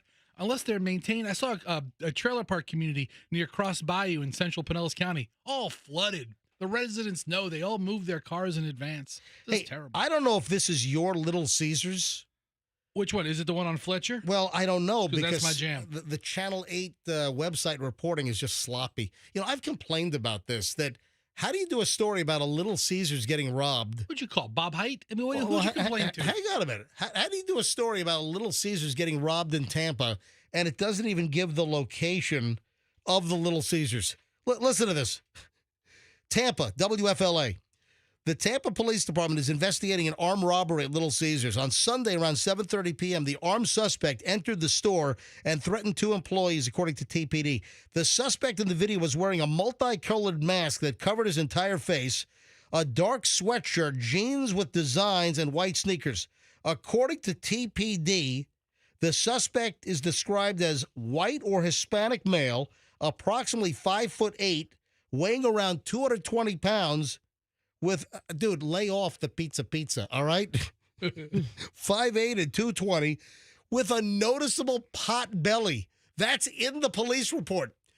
So they're looking for this guy with a noticeable pot belly. The suspect left the scene without any money after unsuccessfully getting access to the safe. No injuries reported. Hey, Channel 8, what Little Caesars was it at? Yeah, we need to know. Yeah, this is the basic journalism. Channel 8, basic journalism. You know what? Where is the Little Caesars located? What store? What address? What shopping center? Where is it? All right, so according to Fox 13... Does Fox 13, do they put the actual location of the store? It happened at the pizza shop. Look at this. They have actual writers that know the who, what, when, where, and why over at Fox 13. 932 North Armenia Avenue, just before 7:30 p.m. But you've heard my complaints about local journalism. The reporters they're hiring for the local TV stations these days are and with the hurricane coverage, I've watched a lot of local TV lately, and I'm flipping around, and I can't believe, some of these reporters that have been hired at the stations in Tampa who they don't belong here yet, or maybe never. They're hiring reporters for local TV in the, what are we, like the 10th, 12th largest market in the country? Yeah, because our TV market is considered larger than our radio market. Listen, our radio signal goes further than the TV stations in many cases. But the way they rank them. Yeah, but we're in a very large media market. And the TV stations, because, media is in such bad shape, they're hiring these reporters for like $30,000 a year that, where they would be hiring reporters at like 85, 100,000, just 10 years ago, they're hiring these reporters that really should be in small markets to come to big markets. And it's so evident when you watch some of these reporters, it's like, oh my God, is this a high school student doing this stand-up live shot from flooding in Sarasota? I'm like, what is going on here? And then you get, I've complained about this, and Channel 8 does this quite a bit. You get these stories online, and they're leaving out basic information like where the hell is the Pizza Little Caesars location that got robbed? Anyway, help TPD find who robs a Little Caesars. How much money do you think they've got $5.99 pizzas. How much money do you think that Little Caesars is going to have on hand? All right, they sell a ton of them, though. You know that. I know. They sell a lot of Little Caesars. Yeah, but how people use debit cards and credit cards. The bulk of the sales, it's not cash. What the guy, The guy walked away with what? Nothing? No cash on hand, And, right? and inside the safe, they had like probably $12. You know, who the hell who robs a Little Caesars? My God, it's not just Pizza. it's moron. You know, it's idiot. It's like, stick up. Did the guy walk into Little Caesars and say stick up? Yeah. Robbery. Pizza. We got a question on 6. Hang on a minute. Sherry's in Plant City. Sherry, welcome to the MJ Morning Show. Hi. Hey, good morning, guys. I was calling because you were talking about, the local media and stuff, and I was curious to see a follow-up on if you got anybody to say the little issue with our water on the radio. Oh, Ben Turd Davis. Nobody. Oh, yeah. I put out a challenge, and nobody took me up on the offer. Yeah, I offered $1,000 of my money to be donated to the charity of a news anchor or reporter's choice if they would say Ben Turd Davis on the air. Because a couple of days back, this was last week, word came out. We had 3 local beaches in the Tampa Bay area where the water quality samples came back as all like fecally contaminated. And one of them, I would donate $1,000 to their favorite charity. And nobody took me up on the offer. I'm very disappointed. I'm disappointed, too, because I thought that was very nice of you, first of all, to do, and it's very humorous. Come on. 100%. Thank you. Yeah. I appreciate you listening to the show, Sherry. Absolutely. You guys are wonderful. Have a great day and keep it up. You Thank too. you. See, that's the difference between radio and TV, MJ. We think nothing of saying turd, but you would never say that on TV. Be scared to lose your job. This is the M Turd Morning Show. We don't care. We'll say it. Exactly. I'll do turds for the rest of the show today. That's a funny word, turd. It really is.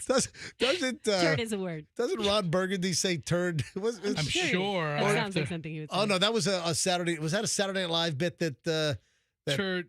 what's his name? Will Ferrell. Will Ferrell. Anyway. Oh no. No, I'm thinking of that Jeopardy where was it Norm Macdonald? Didn't he do Burt Reynolds? Turd McFerguson or something, or whatever that bit was. All right. What causes an emergency landing to occur with a commercial flight here in the United States? List some of the things that could be the cause of an emergency landing. Fester, go. You know what? Hang on. I want to make this more exciting. Oh, okay. Yeah, hang on. So let me bring up the $25,000 pyramid music. All right.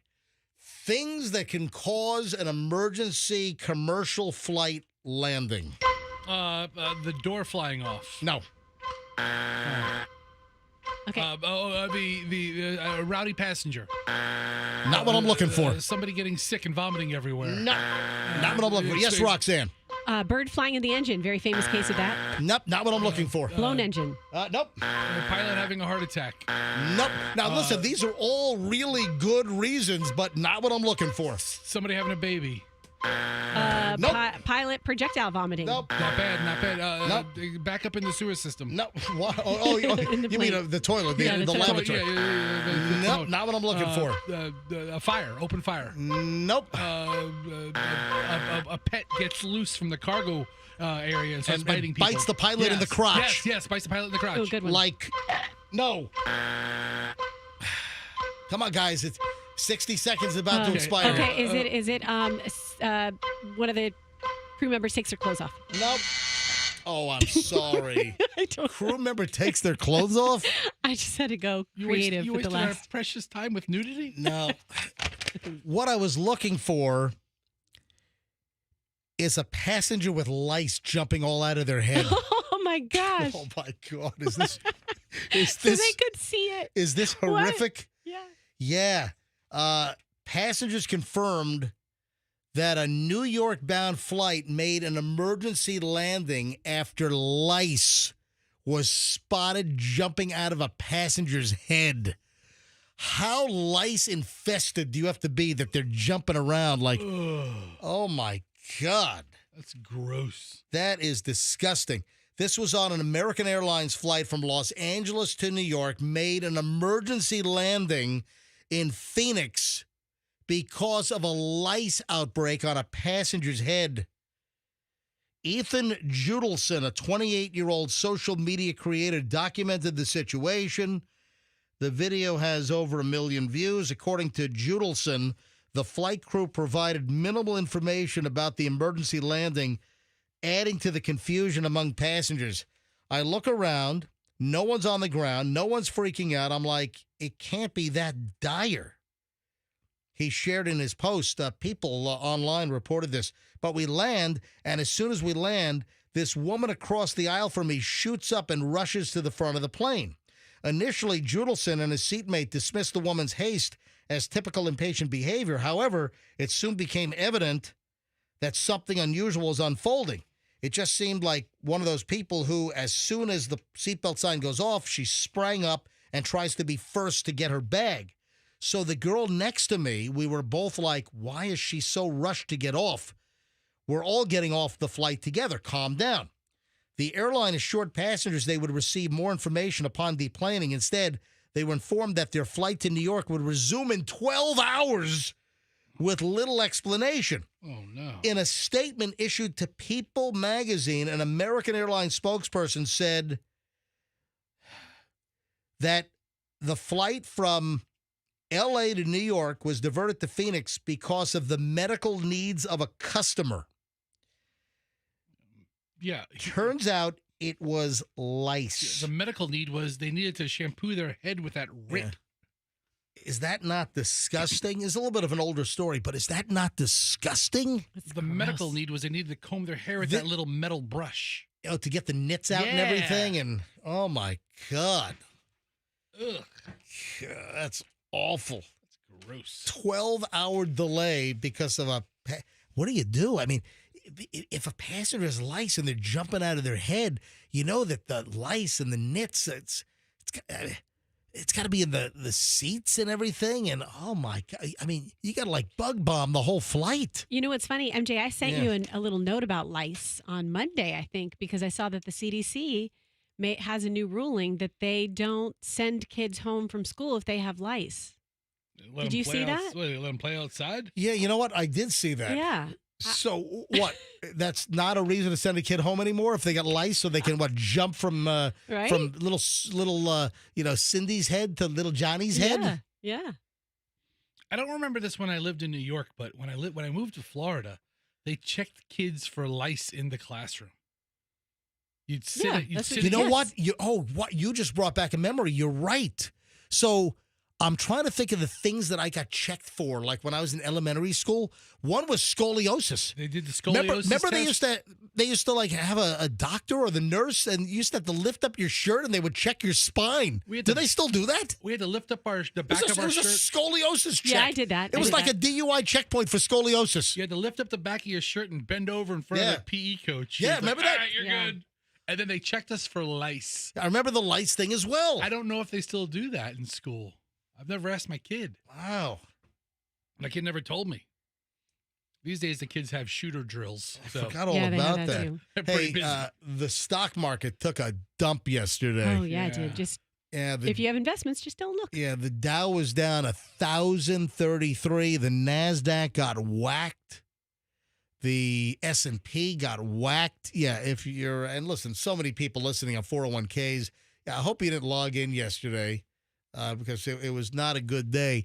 Yeah, the question is, will it recover? You know, the stock market opens up in a little over an hour. So at 9:30, Wall Street opens. Will it recover? Or will it not? But the reason why I'm bringing this up is, well, listen, it's all proportional. I get it. But, I mean, I can't even fathom these numbers. Jeff Bezos lost $23 billion on paper yesterday with Amazon stock. Did he really? Not really. Listen, on paper, as far as the value of the stock, with the decline of Amazon yesterday, Jeff Bezos' net worth was down $23 billion. You can't even fathom No, that. I you mean, can't. his net worth is still, even with the paper loss, and again, it's just a paper loss. It's not realized until you go to sell. But Jeff Bezos' fortune is still, even with the drop yesterday, at $180 billion. You can't even process that. Can you imagine if you just had $1 billion, if you just had $500 million, if you just had $10 million, and this guy is worth $180 billion. You can't even fathom that. So who else got whack-a-lated? Yeah, it says the 10 wealthiest people on the Forbes list lost over $36 billion on paper yesterday. I'm not really concerned about those guys. How about Mark Zuckerberg? You care about him? No, not really. He lost $4.3 billion with Facebook Meta stock down yesterday. $4.3 billion down. Yeah. Let's see. Oh, Elon Musk. Jeez. Lost $4.9 billion. How did Jeff lose so much more than these other ridiculously rich men? The amount of Amazon stock that he has, and then the value of the stock. Let's see. So, Sergey Brin and Larry Page.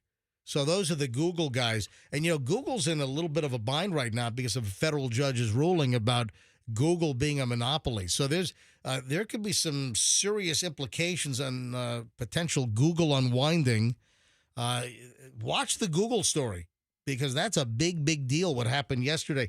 But the founders of Google, Sergey and Larry, they lost about $6 billion each yesterday on paper.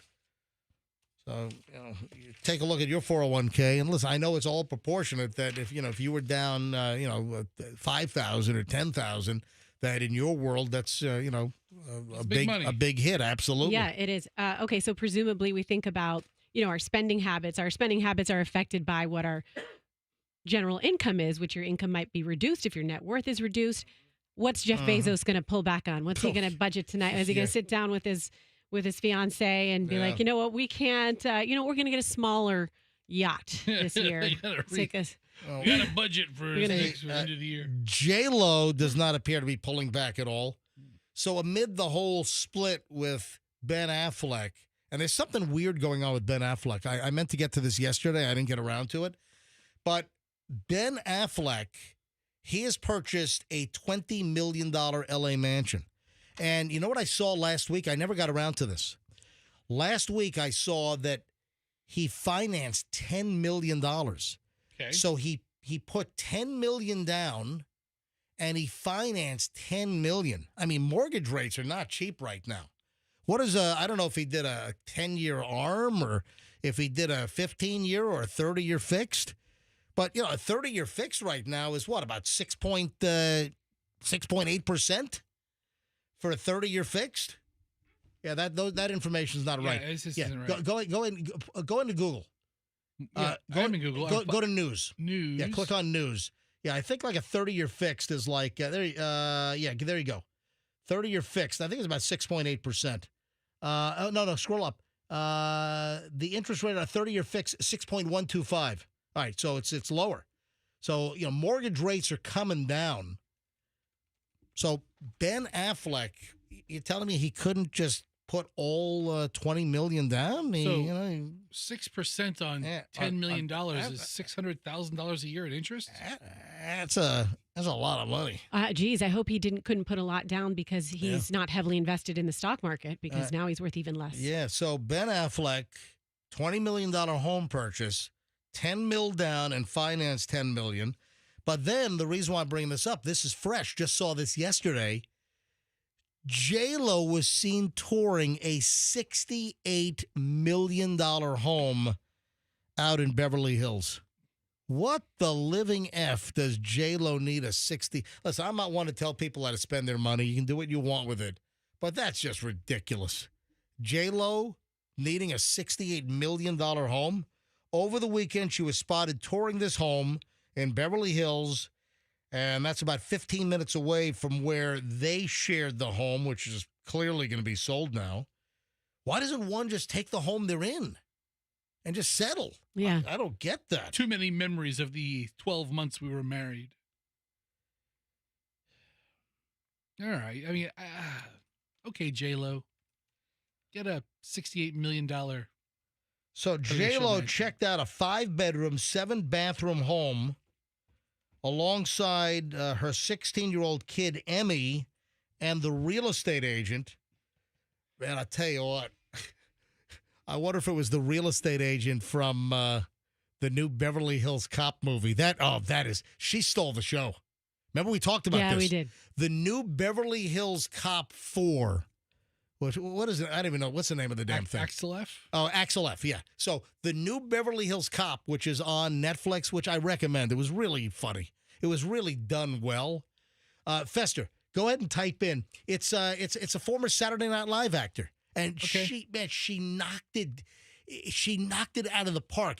It's the hysterical Beverly Hills real estate agent that's in the new Axel F. Eddie Murphy. Nassim Pedrad? Yes, Nassim Pedrad is the funniest thing in Beverly Hills Cop 4 Axel F.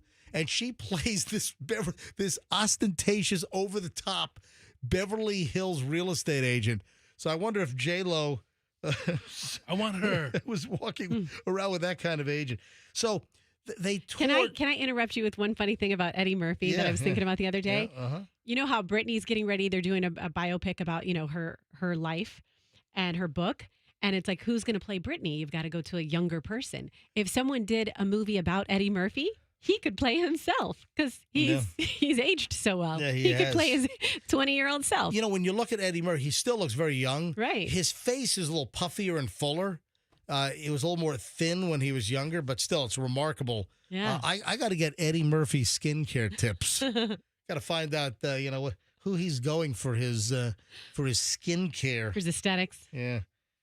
So J-Lo toured a 12,294 square foot home. Okay. With an infinity edge pool, a home gym, 1,200 bottle wine cellar. What? Just 1,200 bottle wine cellar? Full sports courts. Yeah, because J-Lo plays a lot of basketball. I need an NBA regulation basketball court. A 10-seat theater. Okay, I agree with the theater. That's very important. But just 10 seats? Yeah. Her butt alone will take 3 of the seats. Listen, they just canceled her world tour because nobody wanted to buy tickets. Hey, real estate agent out in Beverly Hills, J-Lo's wasting your time right now because she's not buying that $68 million house. In the industry, we call that person a stroke. So in the... Somebody who has no intention on buying. Is a but stroke? They're just wasting your time. It's a stroke. J-Lo the so stroke. That's in the RV business? Well, I'm not saying that. In the car sales business? In the sales business. So in the sales business... You go to a mattress... You go to the mattress firm today. All right. You ask the guy 100 questions about a mattress. I'm lying down on every freaking bed in the place. I'm up dropping my head lice on every single Tempur-Pedic in the joint. You want to know the difference, this and that, and this, that, and you have no intention on buying a mattress? That's a stroke? That's a stroke. Guy's a stroke. And J-Lo is... Maybe she's a stroke for this mansion. Does that stroke have to do with something obscene? Do you think, is that the origination? I don't understand what you mean. That the guy was just... I don't get it. I just did something on MJTV. Is that where it comes from? What do you... What you find that funny, Roxanne? I think I know where you're going with this. Yeah. I'm not going to offer commentary. Anyway, J-Lo's a stroke when it comes to this $68 million. Yeah, she's not buying that Beverly Hills $68 million place. Yeah. She saw Ben out house hunting. She said, I want to be seen in the most ridiculous place in this town. Also, Page Six had an item yesterday that Jennifer Lopez is furious and humiliated over her split from Ben Affleck, says a source, that the star is holding off on filing for divorce to spare her more embarrassment. She's furious. He has humiliated her. He was the one who initiated getting back together.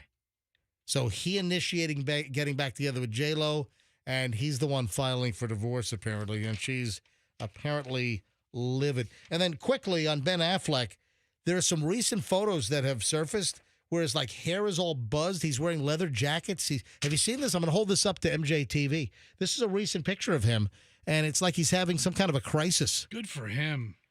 Everything in his life is a crisis. He's got like a spiked mohawk almost going on. He's wearing a black leather jacket. Looks like he's lost a ton of weight as well. His face is looking all like gaunt, almost like he's got triple Ozempic face going on or something. Live your best life, Ben. Good on you. Yeah. All right. You ready for the worst Verizon employee ever? Oh wow, that's quite a claim. Is this an in-person person or is it a customer service person? A Verizon worker has stalked a police officer and his wife because of a little issue. Yeah, you know you've made it when you're stalked by the Verizon guy, you know? My God, what a mess. I mean, was the issue that like he couldn't like use all of his data or something? Listen, a former Verizon employee is facing charges for allegedly stalking a Lancaster County, Pennsylvania police officer and his wife.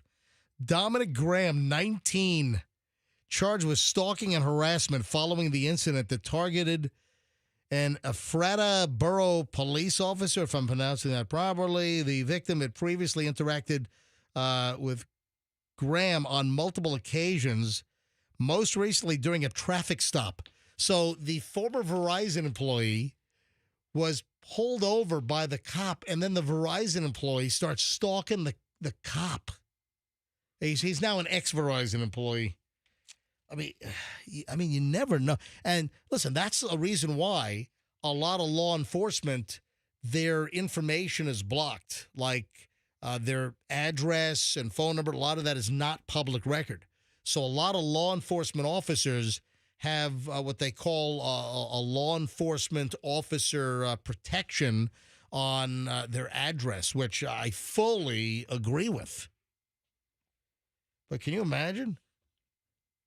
The victim had previously interacted with Graham. This is the cop on multiple occasions. So the cop pulled him over a couple of times and he started sending over crotch pics or something? The last time was a traffic stop back in July. And then the next day after the traffic stop, the victim and his wife started getting texts from Verizon Wireless that indicated someone was trying to get into their accounts at the Verizon store in Lancaster, Pennsylvania. I'm sorry, in Lancaster. So, You don't say Lancaster, you say Lancaster. If you tell somebody from Lancaster, Pennsylvania that they live in Lancaster, they will punch you in the throat. Sounds like a movie plot. The victim then called the store and spoke with a manager who confirmed that Graham had accessed the Verizon account. That's a fireable offense right there. So what happened was that Verizon's own security flagged the account. Yeah. So I'm about to get to that. On July 18th, the victim received text from an unknown number, later found to be Graham's, included a clown emoji, the victim's full name, age, home address. A few days later, the victim received another text from Graham with another clown emoji. Graham's employment with Verizon terminated on July 30th. The same day, Graham allegedly once again texted the victim and the victim's wife saying things like, "Worst cop I've ever seen. Either resign or get fired soon." Can you imagine that? You got someone stalking. What kind of bonehead are we dealing with here that is stalking a cop that pulled him over for a traffic infraction? Come on, Graham. God. Do you remember the movie with Jim Carrey? Oh, Which yeah. one? The movie. Oh, I know what it is. Table guard. Yeah, right there. Remember? Yes. That was creepy. I mean, this Verizon dude is like Jim Carrey. You know, Table guard. Verizon guy. You never know what's going to happen out there. You're just going about your daily job, your work, and the next thing you know, you got some Verizon dude that's stalking your butt. Yeah, Roxanne wishes her stalker was this tame. Are you ready for this? I guess it's rolled out in certain locations. Costco is going to face scan you in order for you to get into the store, if you believe some of the reports that are out there. Because right now, you go to Costco, you go to Sam's, you go to BJ's, and you just flash the card to someone at the front door. Sam's doesn't even check Hey, anymore. listen, at Costco, I just reached into my wallet, and I thought I pulled out my Costco card, It was my Hillsborough County voter card. I just flashed that. Go on through. All right, you're in. Listen, when it comes down to it, though, you can't check out unless you have a card. So, let somebody in. Let them waste their time and shop. You're going to get to the register. You can't check out unless they scan your Costco card or your Sam's card or your BJ's card. Whatever these membership clubs are. So listen to this. Costco shoppers, I guess in some locations, are outraged. There are reports that some Costco locations are doing facial ID at entry point. That's that might be enough to get me not to go to that store. Now, is this confirmed? I saw a little write-up on this, that there's a social media piece that Costco is implementing ID scanners at the front of the stores to make sure the people shopping there are the actual card holders themselves. A lot of customers are apparently, getting torqued off on this. I don't see the actual location or locations where they've rolled this out. And again, I don't have 100% confirmation, but some Costco stores allegedly have rolled out facial ID. All right, I found a story off of the Daily Dot. Yeah. And it appears to be that it is the Hong Kong location of Costco. All right, so Maybe I'm wrong. yeah, what I saw, It says, what does it say here? no, that's just a write-up. No, it has nothing to do with Hong Kong. Costco shoppers. No. Okay. So I don't have. I'm just giving you a heads up that facial recognition could be coming to Costco. I'll give you a heads up. It could be coming to everywhere. That's the future, right? Do you have any D&G? D&G. I mean, Dolce & Gabbana? Yes. Do you have any D&G? I have. What do you have? What I do you have have in your perfume. closet? I have perfume. Let's go Dolce & into Gabbana Roxanne's closet. Hey, Hey Roxanne, come out of the closet, Roxanne. no, a lot of skeletons, a lot of bones in my closet. All I right. was digging them out. But you do have something D&G. What do you Yes. have? Perfume. Oh, well, that's actually very fitting. I like the light blue perfume Well, Oh, do you? better than it's called light blue. I like that better than the red one. Guess what Dolce & Gabbana has launched? The brown perfume? It's Fefe. F-E-F-E, and there's a little accent mark on the last E. Is that Fefe? Fefe? Fefe? Fefe? So Dolce & Gabbana, D&G, has launched Fefe. It is a $100 per bottle luxury fragrance. So $100 luxury Dolce & Gabbana fragrance I mean, a lot of perfumes cost $100, right? for dogs. Oh. For Fifi. Yeah, it's Fifi. It's not Fefe. Is it Fifi? Fifi's a dog's name. Fifi. Fifi. You got to be kidding me. Who the hell is going to spend $100 for dog perfume? Well, I think it's genius because that's the one thing you What? walk into someone's house and they have dogs and you have the dog smell. Maybe this would overcome the dog smell. Buy a $6 bottle of Febreze. You don't spray Febreze on a dog. Why not? I mean, I don't know that you you spray Fifi. I kind on of it. like wet dog smell, to be quite honest. Do you really? And we've had a lot of rain the last couple of days. The dogs start to go out. And you like- I've dealt with wet dog smell. Is it comforting to you? What about Dorito feet? Dog Dorito Well, feet. guess what? You know what? 100%. My dog's paws and nose smell like Fritos. Fritos. It's not Doritos. Not Doritos, It's Fritos. Fritos. Folks, if you don't know this, have you ever sniffed your dog's paws? They smell like Fritos. Seriously. They do.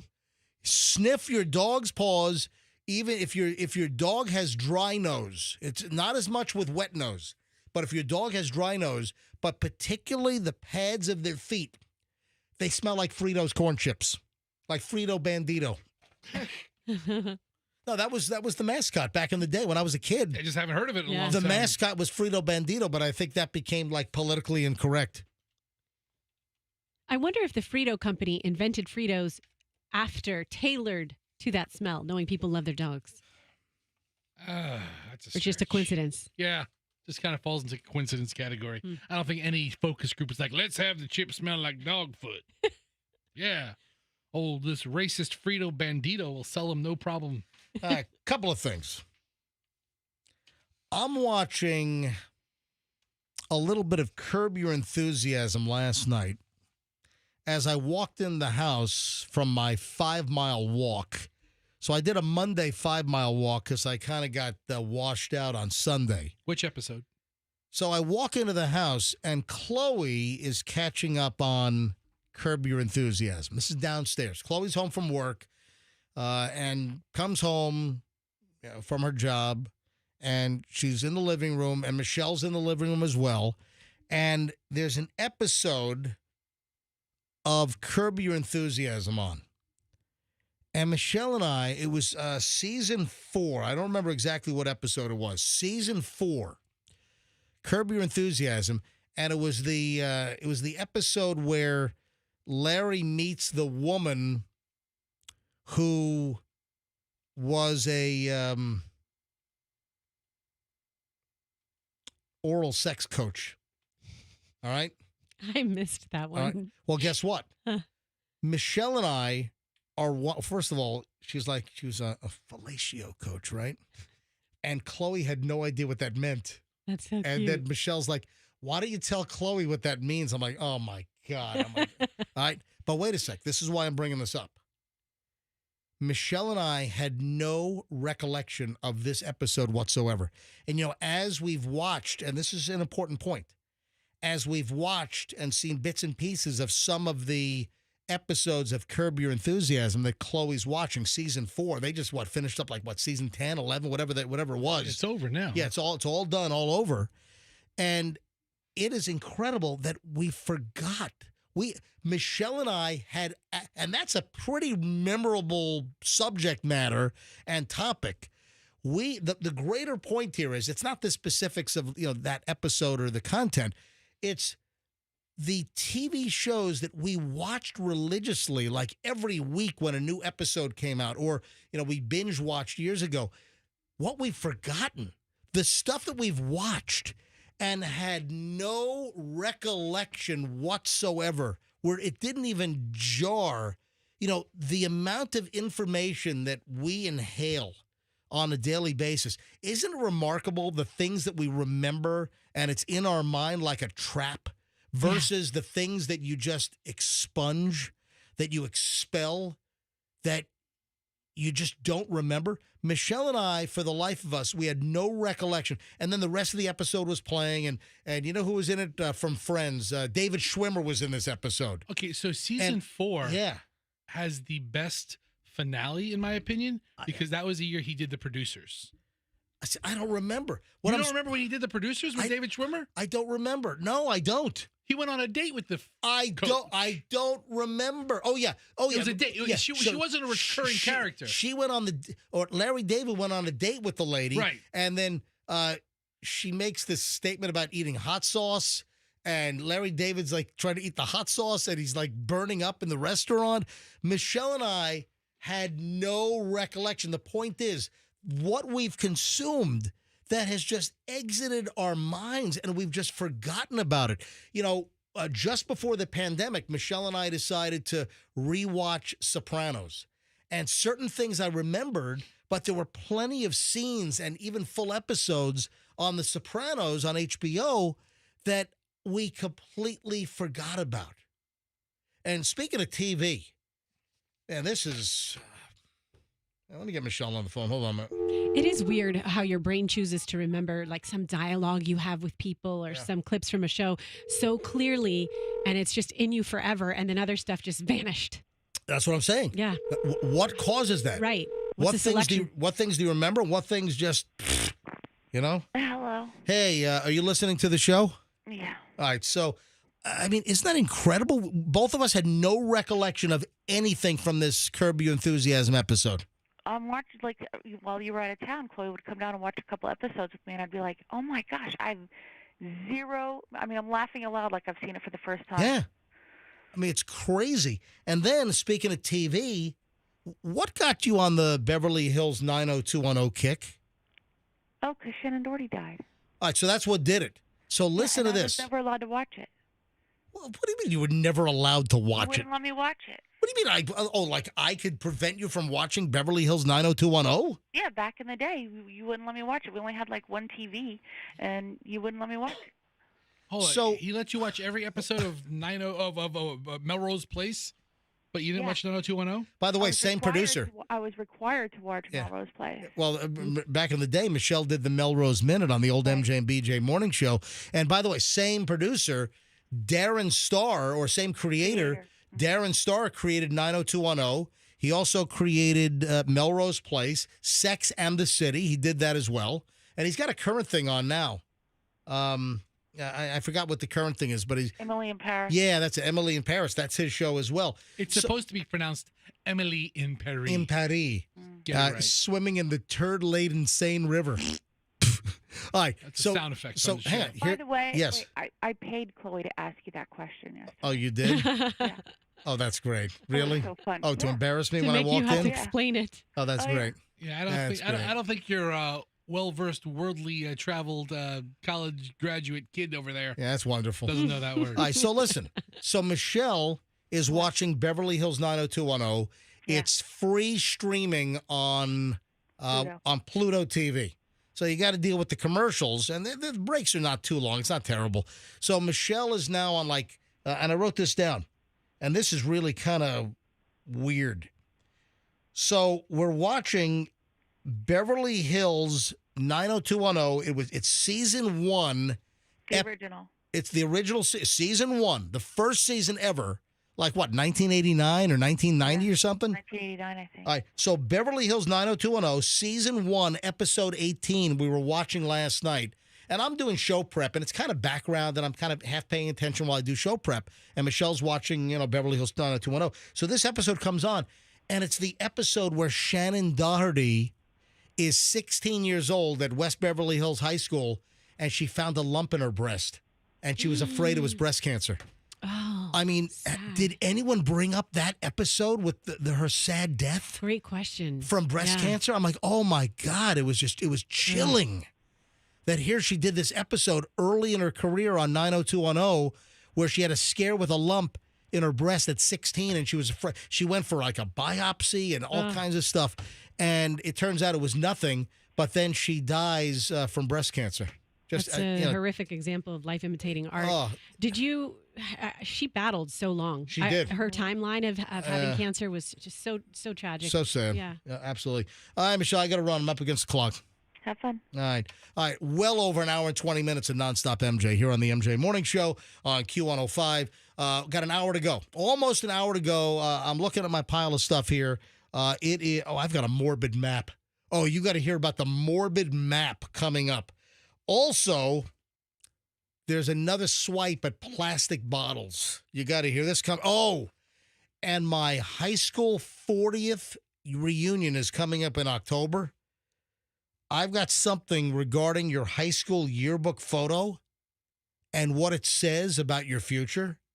Ooh. Yeah, so this is going to be, and I'll tell you, I kind of done something which Michelle might not be very happy with, but I have an observation to make, and I'll do that next. Hold on. All of that in minutes here on the MJ Morning Show on Q105. I saw some...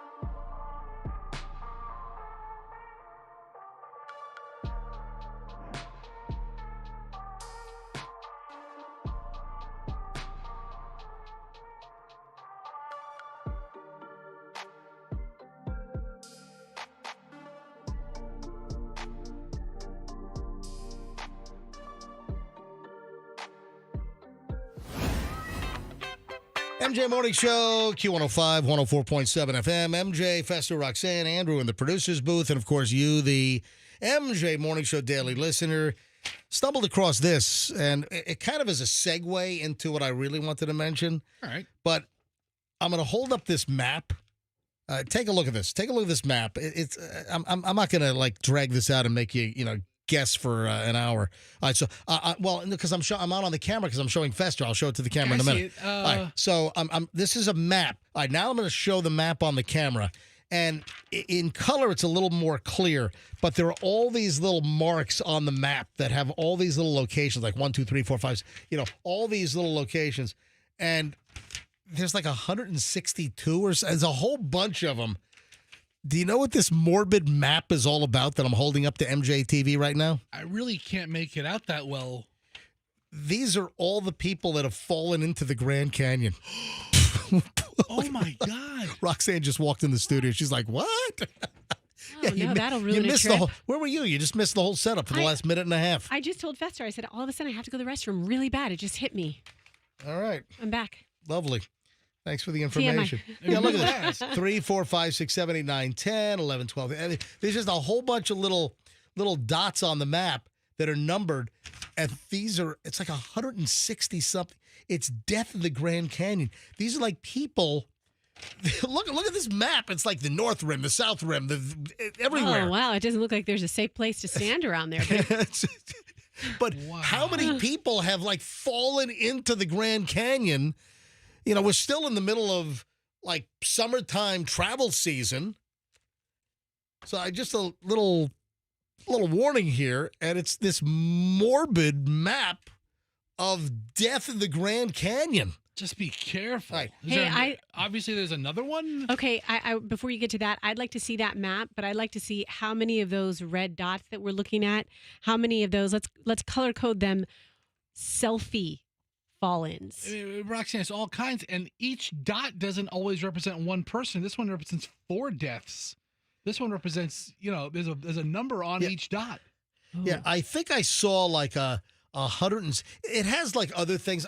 Andrew, did you say there are also plane crashes included as well? Yes. All right. So it's a whole. It's not just people falling in, but a lot of people fall in. Okay. There was a story wasn't there a story we did last week about a guy that fell into the Grand Canyon? I found one that said 30 deaths, 25 were in a plane. Okay, so I see what's going on here. All right, but it's like 100 and what's the total number?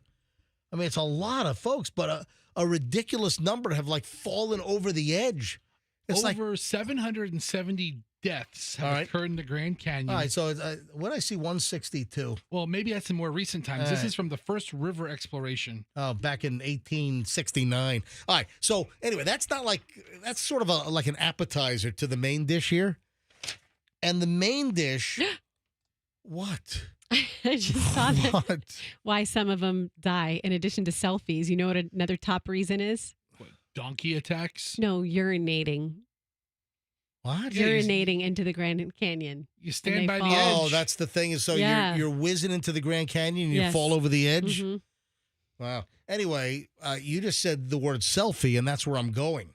This is a whole different item that there is such an uptick in people checking out of life while taking a selfie that in some cases getting this thrilling selfie is so important that people are making poor decisions and putting their life at risk and getting on the edge or climbing up on things, and people are dying taking selfies. I mean, I saw this whole story about a picture to die for. I mean, literally.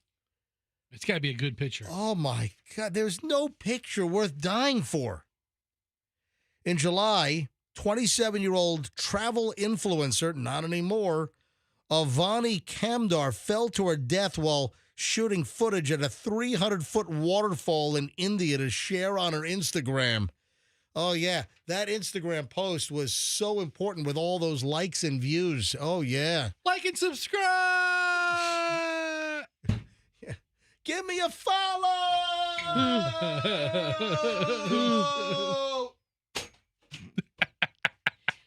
I'm just glad I have an old iteration of the iPhone, and it doesn't really take the best pictures in the world, so I'm not compelled to try to take a great shot like Yeah, that. why don't you get a new phone? Do you want to buy me one? Yeah, why don't you? Jeez. Why don't you just drop $1,000 on something Yeah. you don't really need? Yeah. What iPhone do you have? I don't even know. I'm not a techie person. You've asked me this before, and I have You to go don't even look know it what up every version. time. I have no clue. Listen, I know what the iPhone versions are, and I don't Better even than have, I do. I Yeah. don't even have an iPhone. I've never had an iPhone. I will never ever have an iPhone because I'm an Android person. All right, fine. You and your Android person. Why don't you realize that there are deals that pop up where you can upgrade with your carrier? I think this is an 11. Why don't you're an AT&T customer, right? Yes. Yes, this is an 11. Do you ever get offers from AT&T to upgrade your device? I don't read mail from them. I just pay the bill every month and try not to Yeah. communicate. Yep. There When you the phone go. starts acting up, Yeah. you get another one. In April, a 39-year-old content creator slipped off a viewing platform while climbing a barrier to take a selfie. 43-year-old tourist had taken a photo of himself on the edge of a cliff, boom, over the edge. 39-year-old tourist fell off a cliff in Beacon Hill, New York, while posing for a selfie with her husband. My God, the number of selfie deaths is skyrocketing. It's like epidemic. Folks, don't kill yourself while taking a picture. Yeah, that doesn't make sense. You know, maybe if it's a precarious situation or you got to do something that is dangerous, maybe you stop yourself. But people are so driven. It's like the adrenaline or the rush. Oh, my God, this is going to be the greatest selfie. I'm going to get so many views. I'm going to get so many likes, and it's going to go viral, and people are going to follow me. No, what's going to go viral is when you fall off a cliff while taking a selfie and you die. The news story is going to go viral. I can tell you, I think all selfies are originally taken with the best of intentions. You're not planning on falling or losing No. your grip as soon as you click No. the shutter. There is a new round of warnings, and I thought this was weird because it seems to be coming from like people in the plastics business. This is weird. You know, Roxanne, I'm sure you know the people that, you know, they're concerned about the BPA and the latest we've had is a couple of things with plastic contamination.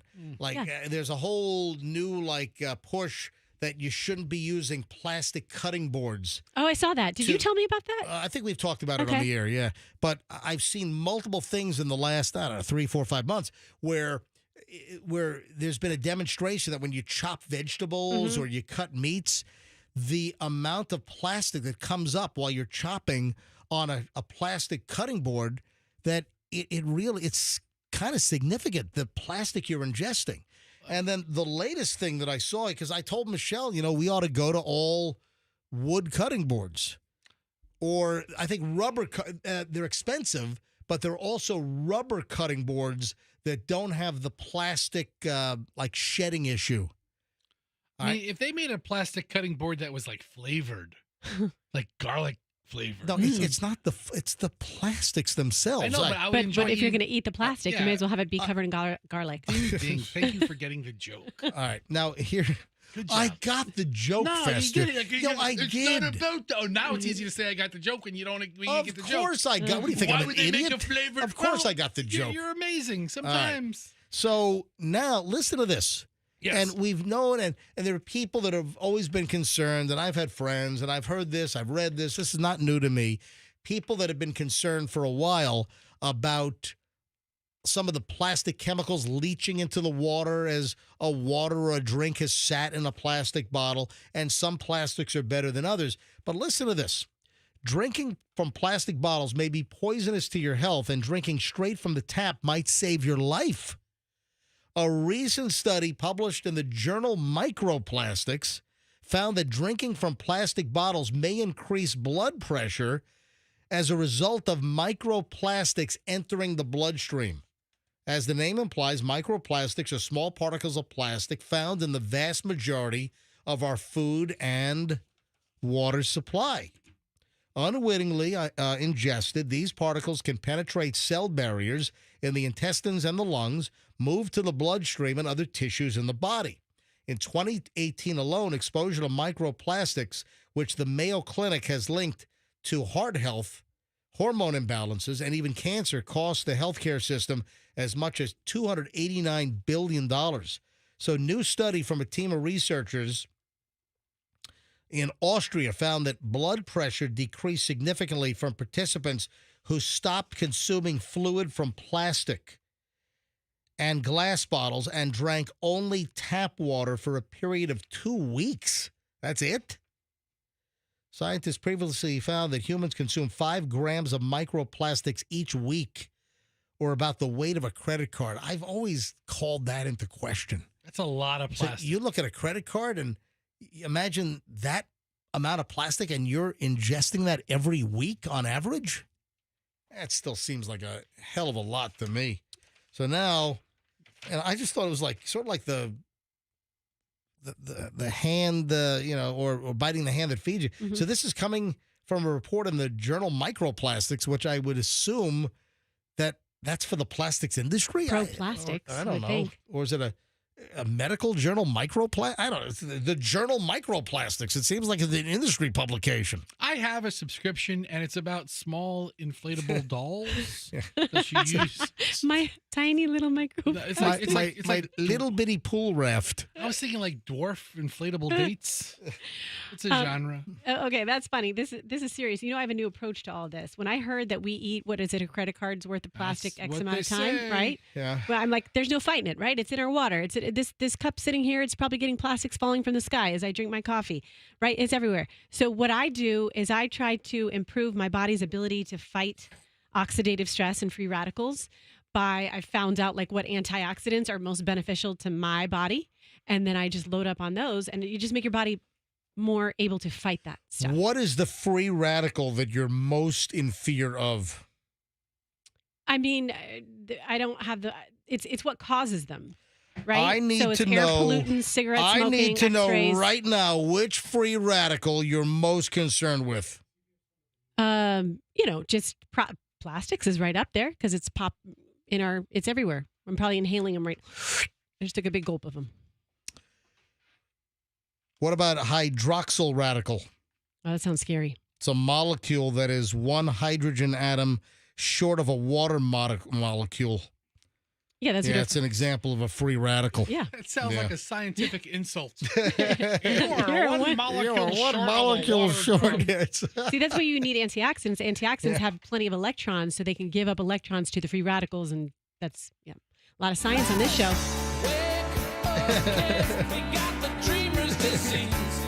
It's our free radical theme song. All right, time for free radical talk here on the MJ Morning Show. Yeah, it's of course the new radicals, which are they're newer versions of the free radicals. They're the new radicals. Free the new radicals. Remember that song? Yeah. All right, so I've got my high school reunion coming up in October. Oh, by the way, I thought I was buying my my ticket at a good price. I bought my flight from Tampa to Norfolk.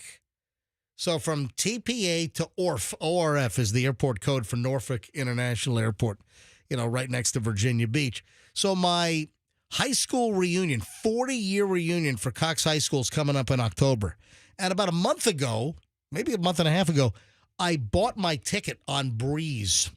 And Breeze flies nonstop from Tampa to Norfolk, very convenient. And I thought I got a good deal. My round trip was $208. Round trip, $208 round trip. That feels like it's a good deal. Then I get an email like a week after I book. Hey, 30% off sale right now at Breeze. I'm like, son of a bitch, So now it would have been like $150 or So wait a minute. Just for the heck of it, I went to my Breeze app and I priced out the airfare. Now it's $154 round trip, so it's even cheaper than the 30% off sale or the whatever it was, 20% off sale. Now it's even cheaper. Could you cancel your first flight or use it as a credit down the road? Anyway, so the maybe it was 20% off. Anyway, so my 208 was going to become like 180, and now I looked at the fare the other day, and it's $154, $77 each way now. I'm like, what the? I thought I was doing a good thing by booking early, and I get hosed. So here's what I did. I was still within the 61-day plus window for full cancellation for a credit. So I took the credit. So I canceled my $208 value flight round trip. I canceled that. And so I got 100% back as a credit. I went ahead and I bought the new fare at $77 each way. And I just took the no frills one. I don't need, I'll just assign me a random seat. It's an hour flight. Just give me a random seat. I don't care. I'm not checking a bag. So I bought the cheapest damn seat. So I now have the $154, and then the balance, I don't get the cash back or a refund on my credit card. It just goes into Breeze points, which I can use, to pay for a future flight. And then Michelle and I are probably going to go up to Virginia Beach for the weekend sometime in September, next month. Lovely. So I'll use the credit there. So what I'm saying, folks, is just always look. I also did that recently. I think I talked about this previously. And I think it was a Delta fare that it was 100% refundable and just went back to my credit card. So always check and see if the fare gets better. Because I just saved myself, $54? Yeah, I'm at 154 instead of 208 now. Good for you. Look at what I just saved myself. Yeah. All right, well, the reason why I'm bringing this up is the high school yearbook photo and what it says about health and longevity. Ooh. And listen, I don't think Michelle's going to be bothered by this, but they're in a whole big mission now to find my entire class of 84 from Cox High School, Virginia Beach. And it's like 350 or 353 graduates. And it looks like they only have about 25% contacted now because one of the guys who's a really cool guy, great guy, he's been in touch with me. He found me, emailed me, and, I filled in my portion of the spreadsheet. So anyone that he finds, he sends an email with the Google spreadsheet doc. And so you can see all the names, who's been contacted, and then it's like their social media, Facebook and, whatever. And I got to be honest, some of the attractive girls that, I thought were attractive back in 10th, 11th, 12th grade, you bring up their Facebook page and it's like, oh my God, what the hell happened there? Oh, and listen, same thing with the guys. I think I look better now than I did in high school. I look like a total dork in high school. You're very ugly as a kid. Yeah. So, but then there's some of the women have aged remarkably well. There are some like, whoa, man, she's really, kept herself up. But it's really dramatic that there were some of the real smoke shows in high school that have, turned into, See, when I was in high school, I let my body go then. Just get a head start on things. Nobody was surprised at the reunion. And in fact, everybody was coming to my side. I'm like, good. Welcome aboard, new fat people. Based on how much hairspray we used back then, my hair was so teased in my photo. Like, how am I, speaking of free radicals, how am I still alive from inhaling all that hairspray? But I'm bringing this up because I stumbled across a story yesterday about what your high school yearbook photo shows about your longevity, your health, and what you're going to look like according to new research. So you can look into the future through your own looks when you were younger. New research has been published in the journal Science and Medicine, and it shows that high school yearbook photos are a reliable predictor of lifespan. So researchers were interested in exploring the impact of attractiveness on longevity, particularly as those with conventional good looks are thought to have advantages in life. Previous research has shown that attractive people tend to have it easier thanks to better job prospects, higher earning potential, and more friends, all important predictors of good health and happiness. So data set included a sample of 8,396 individuals who graduated from Wisconsin high schools in 1957, get some age on them, and were monitored into old age. Their high school portraits were chosen as a baseline indicator of attractiveness and rated on an 11-point scale by 6 male and 6 female independent judges. Results showed that pictured students who scored lowest on the attractiveness scale showed a significantly higher hazard of mortality than those with average and high attractiveness by as much as nearly 17%. Whoa. Look at that. So me going into my 40th anniversary of my high school days, our 40th reunion coming up. That's significant, you know, Yeah. and the fact that I've kind of poked around and looked at some of the folks and their Facebook entries on this spreadsheet as they're trying to collect all these, you know, people to inform them. We got our big reunion coming up in October in Virginia Beach for 40 years at Cox High School. Yeah. And, you know, I brought up some of the pictures like, oh, man, she was really hot. And, oh, my God, what happened? Or, oh, she looks pretty darn good at 57, 58 years old. Yeah. Yeah, just so that everybody's saying that about your picture. It's like, wow, Todd the Toad, he really. I definitely look better than my high school yearbook photo now. 9:25 at the MJ Morning Show. Final chunk of the MJ Morning Show is next. Whatever you do, don't move. Hey, if you had some window issues, if you had some leaks, if you...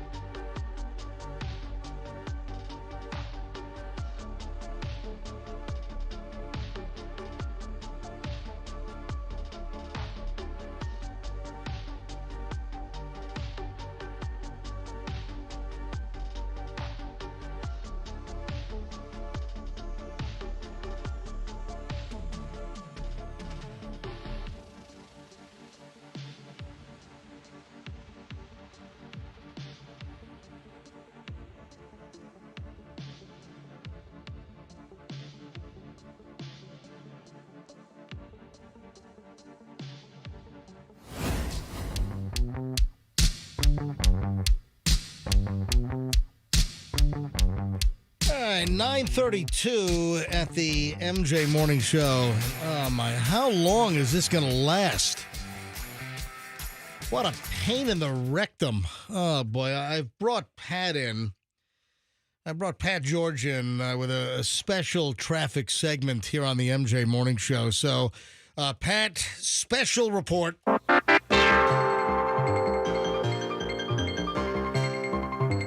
Special traffic on the 8s. All right, so, Pat, the Howard Franklin is all jammed up because... Been that way all morning. Oh, my God. But why do they have 2 lanes closed all the way across? Why can't they leave? I don't know, unless they're just getting you ready for it so you don't slam on the brakes and run into each other way back there. But it's bad from one end. It started out this morning. It was just on the Tampa side of the hump. Then it went over the hump. Now it's almost back to the end of the bridge, if not already. And it's because the Tampa side, it washed out. Yeah. From the storm. It just, I it's gone. thought, so when I spoke to the state trooper yesterday, he told me that the road was flooded on the St. Pete side. You know what? That might have been the case yesterday because, as I pointed out on yesterday's show, when I was heading into work yesterday morning, I'm like, where's all the traffic on the Howard Franklin 275 northbound? There was nothing there. No. So I get off at 4th Street, and then I see the blue lights on 4th Street North on the other side of the road, and a trooper was blocking people from getting on the Howard Franklin. They had to make a U-turn at that last U-turn point before you get on the bridge. Head back all the way to Gandy. And I stopped, and I said, hey, what's going on? There's no traffic. He said, yeah, the road's all flooded. So I wonder if there was flooding on the St. Pete side, and then subsequently we also had like the washed out issue on the Tampa side. It's exactly what happened, and you would have thought they fixed that wall because they had that problem before many times when we had bad storms. But apparently it's not fixed. That construction made it worse. If you look on the Tampa side, you have those kind of crazy rock formations. Did you see that? That were offshore. I like your idea. I heard it earlier. All right, let me tell you what they need to clearly put a whole bunch of those rocks and build a bank. They need to build like a.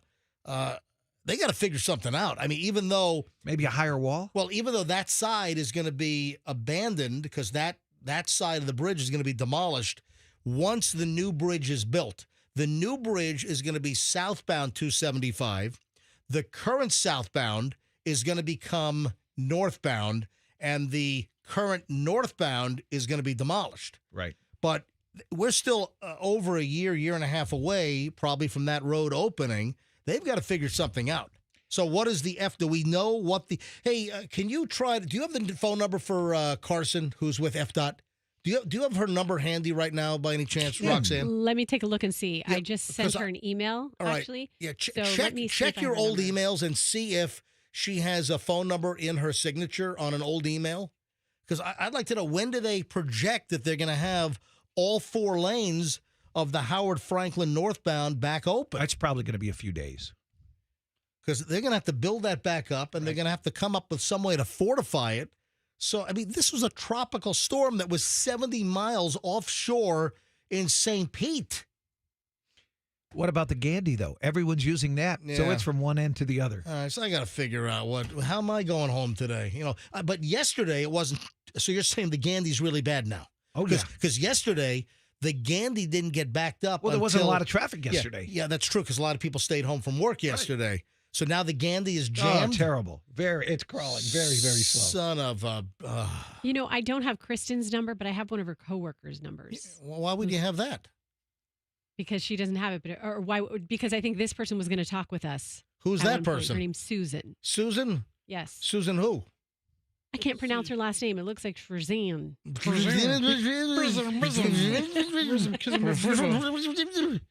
All right. So we have that number. You want to call? Well, Not really. Send an email to Carson. What's her name? I Kristen? did. Yes. Yeah. Okay. Yeah, send an email to Kristen Carson from FDOT. She's FDOT, right? Yep. She's FDOT. Mm-hmm. She's like the FDOT spokesperson, Why right? don't we ask for some of the construction guys who aren't working today because of the leftover remnants of the Well, storm? how quickly can they get this fixed so we can get the Howard Franklin North back to all 4 lanes and not get squeezed down to 2? It'll probably be Thursday or Friday before Oh, it gets my back to normal. God, all right. Thank you. With Pat's unofficial prediction. Ooh. This has been a special traffic report with Pat George from the MJ Morning Show Traffic Center. All right, 9:37 at the MJ Morning Show. All right, some loose ends before we get out of here today. In a follow-up to something we discussed yesterday, how disappointing the House of the Dragon Season 2 finale was on Sunday night on HBO, where there was no dragon fight at the end. It was just dull, just ended. Well, guess what? The director on why there was no battle, and everyone was waiting for a battle. I'm so, where's the battle? I'm looking at the timer. Yeah. There's like 3 minutes left in the episode. It's like, what are they going to have, a 12-second battle? So the director said there was no battle in the season 2 finale because they decided to challenge that expectation. What, and make it a giant letdown? A giant anticlimactic mush? They challenged it all right. It sucked. Geeta Vasant Patel, who directed the season 2 finale, told the New York Post that because she's a fan, I know that in the House of the Dragon and Game of Thrones universe, a season finale is the go-to. You have a bunch of dragons fighting in the sky, and I love it. Regarding why it didn't happen in the season 2 finale, she said, but I support showrunner Ryan Condal's great vision in this episode to challenge the expectation with really strong dramatic storytelling. Yes. Let's give the people nothing of what they want. That's exactly what happened. I challenge the norm, and I will give Well, you something. listen, even if you don't want to have a dragon battle, there should have been some Conflict. Yeah. some climax, some, a cliffhanger. Oh, wow. Instead, it just Wah wah. fizzled out. Yeah. That was my fizzle. That was my mouth fizzle. So a little follow-up on that deal. All right, a couple of showbiz things. What time is it, 9:40? Got a few minutes here. Leonardo DiCaprio suffered a jellyfish sting on the Sardinia in Italy. Did he Hopefully really? someone was able to pee on him. Does that really work? I've always heard that that's like a wives' tale. Well, it worked in the Heartbreak Kid. Yeah, you're not if your kid gets stung by a jellyfish at the beach, yeah, you don't whiz on their leg. Yeah, I heard it was started by a guy who was into stuff. Yeah, dad He's gets like- Sounds about busted. right. Dad gets busted for indecent exposure for whipping it out at the beach to whiz on the kid's leg to take away the jellyfish sting. Yeah, don't do that. Yeah, so Leonardo DiCaprio was on a yacht in Sardinia. I guess he hopped off the back for a little dip in the Mediterranean. What's that place in Sardinia? It's like Smeralda or something. Mhm. It's like, because when we were in Sardinia a couple of years ago, and myself and the kids, we actually did some scuba diving off of Sardinia. It was interesting diving. I did enjoy it. But we also took like a day ride. We were like in the midsection of Sardinia on the east side of the island, and we drove all the way. Well, it wasn't too far, maybe an hour. We drove through the main town where the airport is, and then we drove a little past that too. I think it's Smeralda. It's like Smer Smeralda. Anyway, so and you should see. I think I even posted some pictures. This is like probably 5 years ago, maybe. And we posted some pictures, and the yachts. I mean, these marinas just had like $200 million yacht next to $300 million yacht, and all the. And that's where a lot of the rich and famous like to hang out. It's not like just a Nice or a Cannes in France or Saint-Tropez but Sardinia is a big hot spot for a lot of the celebrities, and that's where Leonardo DiCaprio got stung on the wiener. Poor guy. Ooh. No, I don't know where he got stung, but apparently he got stung. His girlfriend better count her days. Yeah. She is 26. Oh, yeah, she's almost out.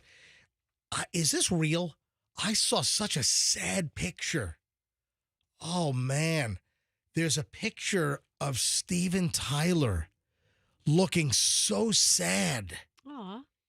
Like, because the And- tour was canceled? Yeah, but he's got a note that he's holding up to his throat on a card that says out of order. Aw. I know. I don't think it was a Photoshop. Somebody sent me a link on my a DM in my Instagram. And folks, my Instagram is Certified MJ Radio, and my DMs are always open. If you don't follow me on Instagram, give me a follow.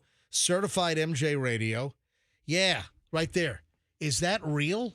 I mean, it's a Fester just found it. more artistic photo than Yeah. anything else. It's not Yeah. like, Oh, you know what? It's not a meme. Yeah. it Oh, doesn't no, look no, like no. it. That's an old photo. All right, so somebody repurposed it. It's Steven Tyler, and it looks like a Facebook post from September 26, 2019. And he's holding up, there's a note under his chin that he's holding up, like he's bracing a little note card under his chin and his chest, right in front of his throat. And it's a very artistic black and white photo of him against a spackled stucco wall. It's a nice black and white photo, and the caption reads, can you scroll up? well, this is from, I lost my voice, so I can't talk about it. Refunds for Thursday, September 26th. For the canceled performance will be issued at point to purchase. Yeah, so that was him. So they're putting this picture back out. He posted this back 5 years ago in 2019 of his voice out of order with a note on his throat. And, of course, now they've canceled the entire goodbye tour. This was the Peace Out Aerosmith farewell tour, and they've canceled the farewell in the middle of the farewell. these bands get to have this last big tour. Yeah. Last time. Including our show. We were supposed to have Aerosmith here on the Peace Out farewell tour Valentine's Day. on Valentine's Day, as we Yeah. told you, and that's been canceled. It's been noted on the Amalie Arena website that the show's been canceled. Bummer. Incidentally, Sammy Hagar is commending Steven Tyler's bow out as an honorable decision to stop touring. And Sammy Hagar is saying there are a lot of others that should have done the same thing a long time ago. Like, I thought that Bon Jovi and the last stop that he did in Tampa, I thought that was terrible. He could not sing. You Now, weren't alone. Now, he's had subsequent surgery John Bon Jovi had subsequent surgery, and I think some of the reports are that his voice is much better, but I don't think that Bon Jovi should have taken money from fans on the last tour because of the condition of John Bon Jovi's voice. Or a big discount. Yeah. Or 75% off. Selling Christmas decorations on January 15th. Because he's only going to hit 25% of the notes. Yeah. There you go. 75% off. All right, I think that's it. I think we'll call it a day. Always left with too much material, so whatever is decent, I'll drag off till tomorrow, and of course we'll have a whole new batch of crap for tomorrow. Anything else before we shut things down? Fester, speak now. Follow Roxanne Wilder on Instagram. Is that your new thing? Yeah, it's my favorite. It's my favorite follow. Is that it? Yeah, I love it. Oh my God! Picture of her at the water park. Yeah. I want to recant my answer yesterday about body image. Yeah. We did a body image segment. Yeah. I want to redo my answer. Oh, the whole We'll answer? do that tomorrow. The whole last 10 seconds of the show? No. We'll do it tomorrow. Okay. All right. Folks, look forward to tomorrow's Wednesday edition of the MJ Morning Show. I got to figure out, am I going to go into the Gandy traffic back to South Tampa, or if I'm going to take the Howard Franklin 275 traffic? Do me a favor, get the FDOT spokesman on the show for tomorrow so we can figure out what the plan is to get the Howard Franklin back open to 4 lanes and whatever emergency work they're going to do to repair the road and prevent that from happening again. So hopefully we'll have that on tomorrow's show. All right, have a great day, folks. We'll see you back here tomorrow on the MJ Morning Show on Q105, and let's be careful out there.